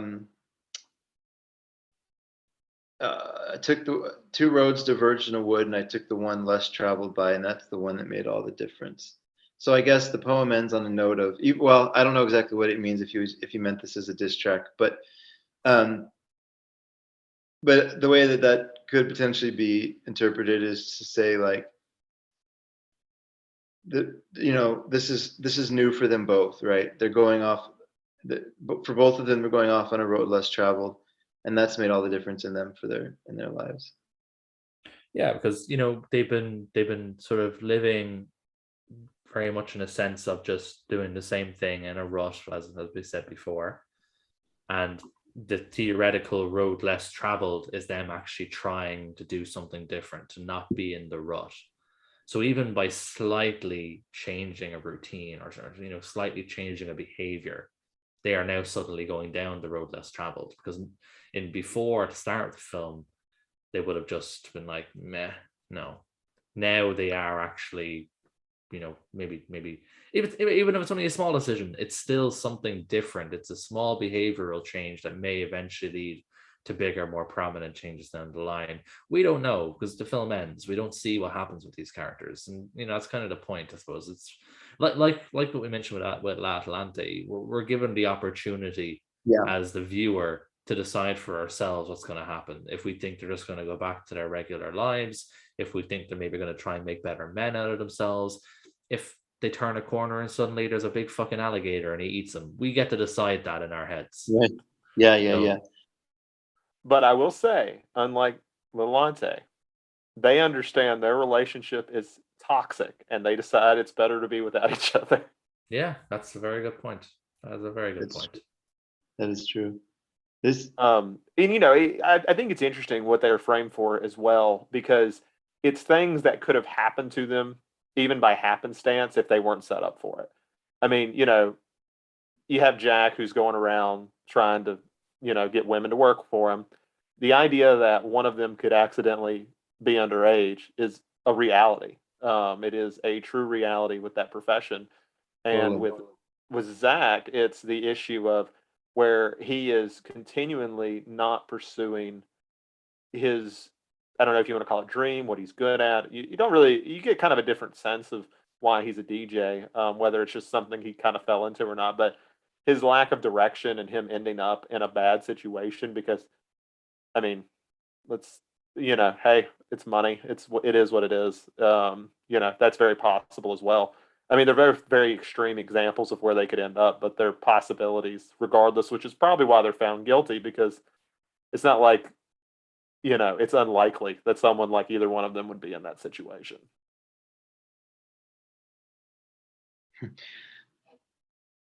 Yeah. I'm just thinking about the way this conversation is going. It's interesting. This is like got me thinking a little bit about the role of film, because this is like, I'm not going to go too far crazy in this. I'm just like, both of these movies just kind of, you sit and have this experience with them, right? L'Atalante and Down by Law. Like you have this experience with them, and there's meaning that is attached to these films that is, it sort of sticks with you as the viewer. Like you think about these movies after you see them, right? And there's probably moments where they come up in your life if you're thinking about, for Down by Law, for example, if there's moments where you're stuck in a rut, you may start to associate with one character or another. Like it's the type of experience where it kind of stays in your subconscious somehow, I think, or at least it does for me. Both these films stick around, and it's different than the Marvel movies. And I think we're all fans of the Marvel franchise in general here. I'm not downing. I'm not like down on them. But those movies are made for a different purpose, right? Those are more just to enjoy and sit back and relax and kind of let them do the thinking for you for the most part. But these films are different. Like this Adelante and Down by Law, it's like it's a much more collaborative experience, and you're supposed to really like kind of jump in and take part. Yeah, like I'm just. Sorry, Zach, go ahead. Oh, I was just gonna say, poor Adam. I feel like he's getting the short end of the stick with how much people are bad talking Marvel around him. Yeah, no, man. No. I like them. I like them. Yeah, look, it is what it is. But I'm sorry, I was trying to remember what my point was. I lost it. Sorry. No, it's cool. I don't know if this helps. I was just saying like these are much more of like a collaborative experience. Like you're meant to kind of join it with them and uh, take part in this. It's like I don't know if that triggers anything for you. Yeah, so I suppose like if we again just use Marvel as the example, and again I'll first admit I'm a MCU super fan. As much as people, especially in our Discord, originally were surprised by that when I admitted to being a Marvel super fan. There were some people who thought I was quite the opposite. No, I'm a huge Marvel fan. And what I like about those films is like exactly what you said, Chris. I don't have to think about them. I can just have fun and I can enjoy myself. Yeah. And some people don't like that. I can like those like there was a statement made that I refrained from commenting on in our Discord that said that it was something about people who say that, oh, you're not supposed to think about, like, it's okay to like Marvel movies just for the fun of them, but then but those kind of people probably don't like more intellectual films because they just look at film as something to be fun, and what's the fun in that? It was something to that effect. I'm paraphrasing, I don't have it open in front of me. And I completely disagree. It's absolutely okay to have films that you want to watch just because they're fun versus having films you want to watch because they are intellectually stimulating. Right. It's the exact same reason why people will read a Dostoevsky book and then maybe go read a comic book, or Right. they'll watch some documentary about a hard-hitting issue and then go watch Rick and Morty. It's the exact same thing. So the reason why I love Marvel films is because first off, they are extremely entertaining films.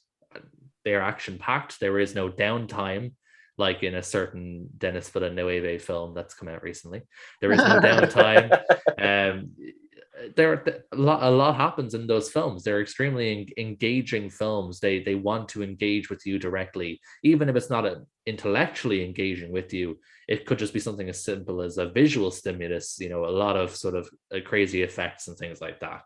And that's absolutely fine. The films don't need to be these amazing nuanced stories with lots of thematic weight, because comic books weren't like that. They had fucking people get bitten by radioactive spiders and go climbing walls and fighting goblins. They're not made to be like that. Whereas something like Down by Law or La Atlante or art films in general, they are there to stimulate you intellectually, emotionally, and that's also absolutely fine.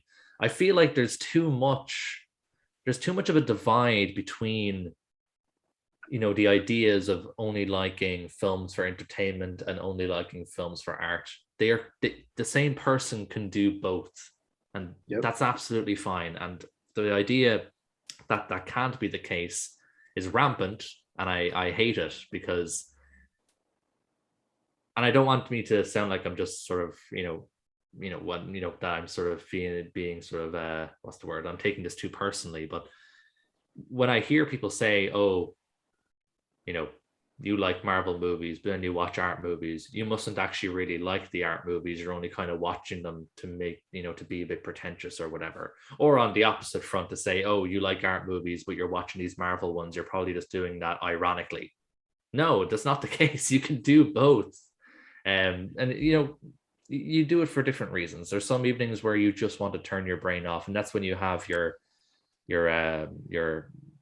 cup of tea movies, where you just get to chill out, turn off your brain, enjoy Captain America kicking the shit out of people for 2 hours. Or even with other kind of films, like one of my comfort films is Scream. Like, Scream is a great movie. in terms of like, it's a really well made film, but it's also really easy and it's really entertaining. And that's because I completely agree with you, Adam, 100%. Because one of the things I find frustrating is being into genre films. Those have always been looked down upon at some degree. Yeah. But the funny thing is, most people's favorite films, if you take somebody's top 10, more than likely they're going to have a genre film in there. But they've aged, and people still like them. In the 50s, in the 60s, you wouldn't have Don Siegel in your top 10, and if you wanted to look like a serious art person, but that's not unusual now.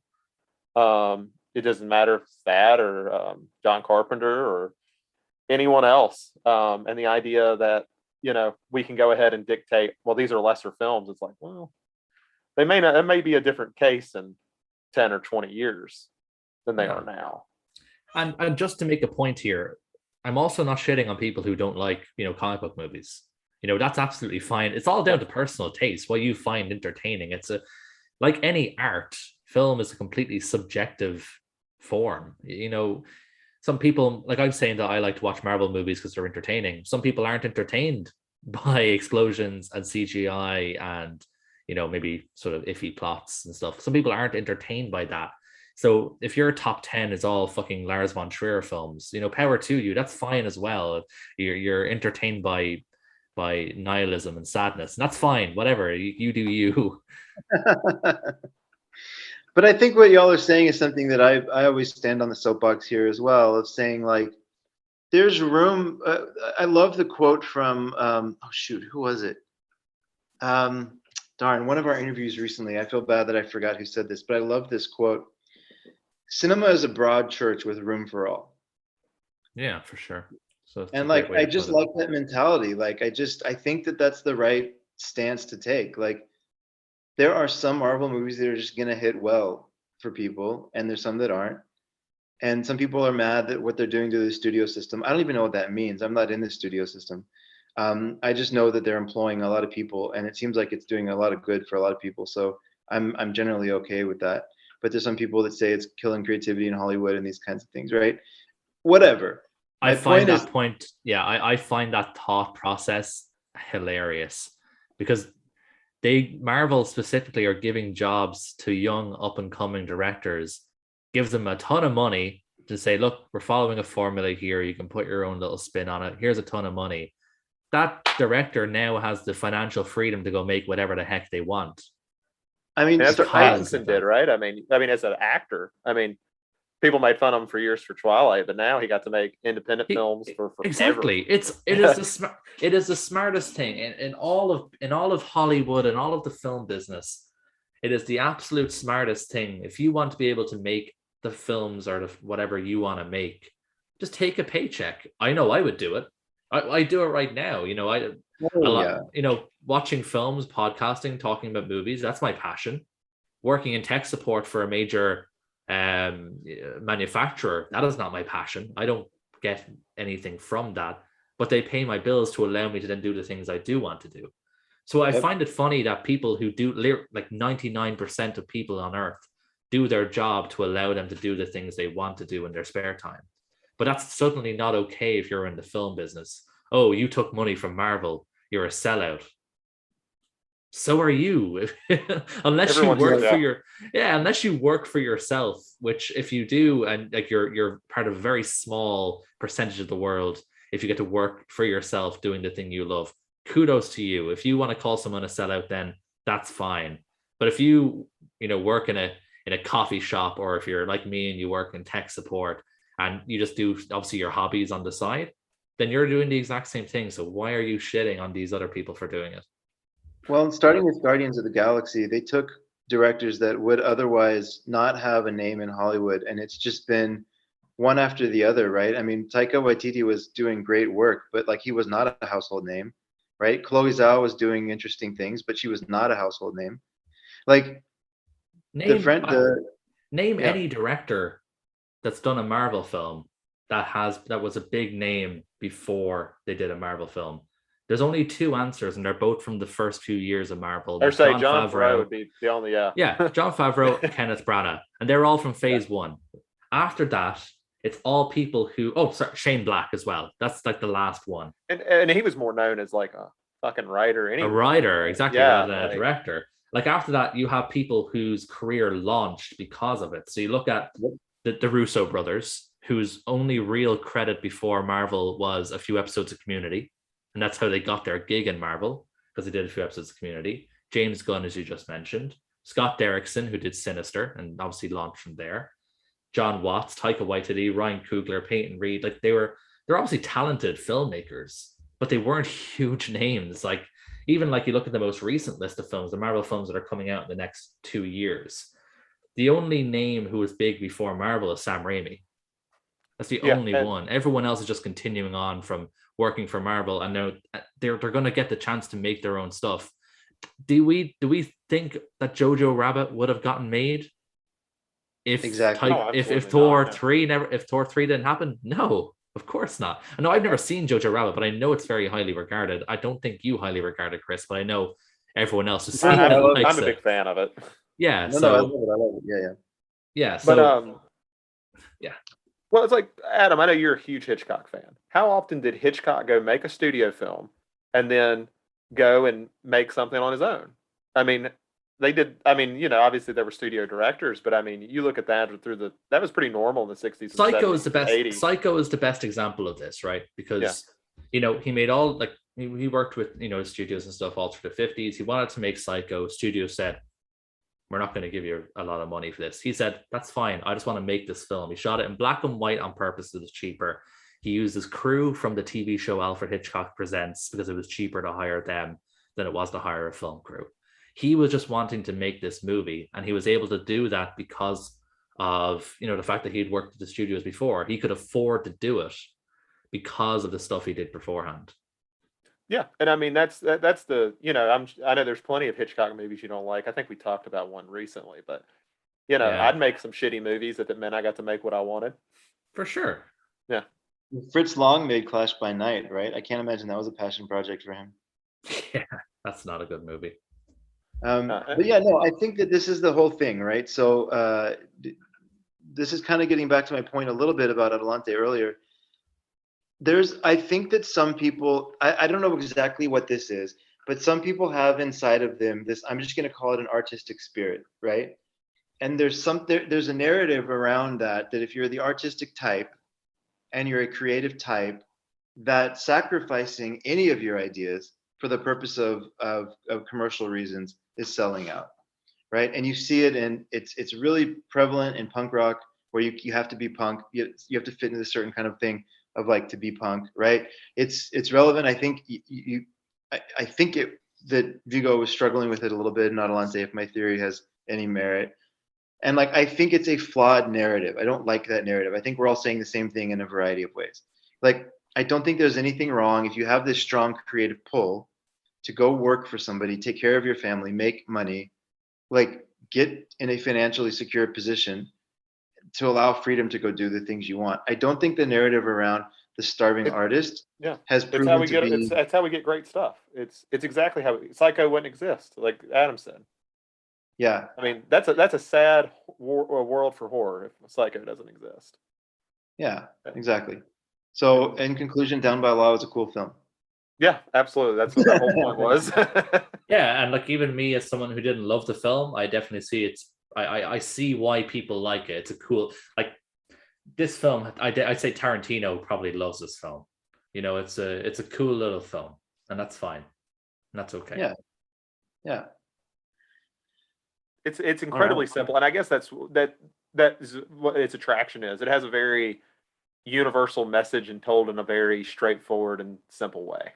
Yeah, with a little bit of an artistic flair, you know, with the Robert Frost and everything else. Yeah, look, art films don't always have to be so up your ass, you know. Sometimes it's just about telling a simple story in a cool way. That wraps up this week's episode of They Live by Film. If you want to read more of our thoughts, visit theylivebyfilm.com. And you can also follow our Letterboxd, Reddit, and Instagram accounts from the links in the description. For now, take care.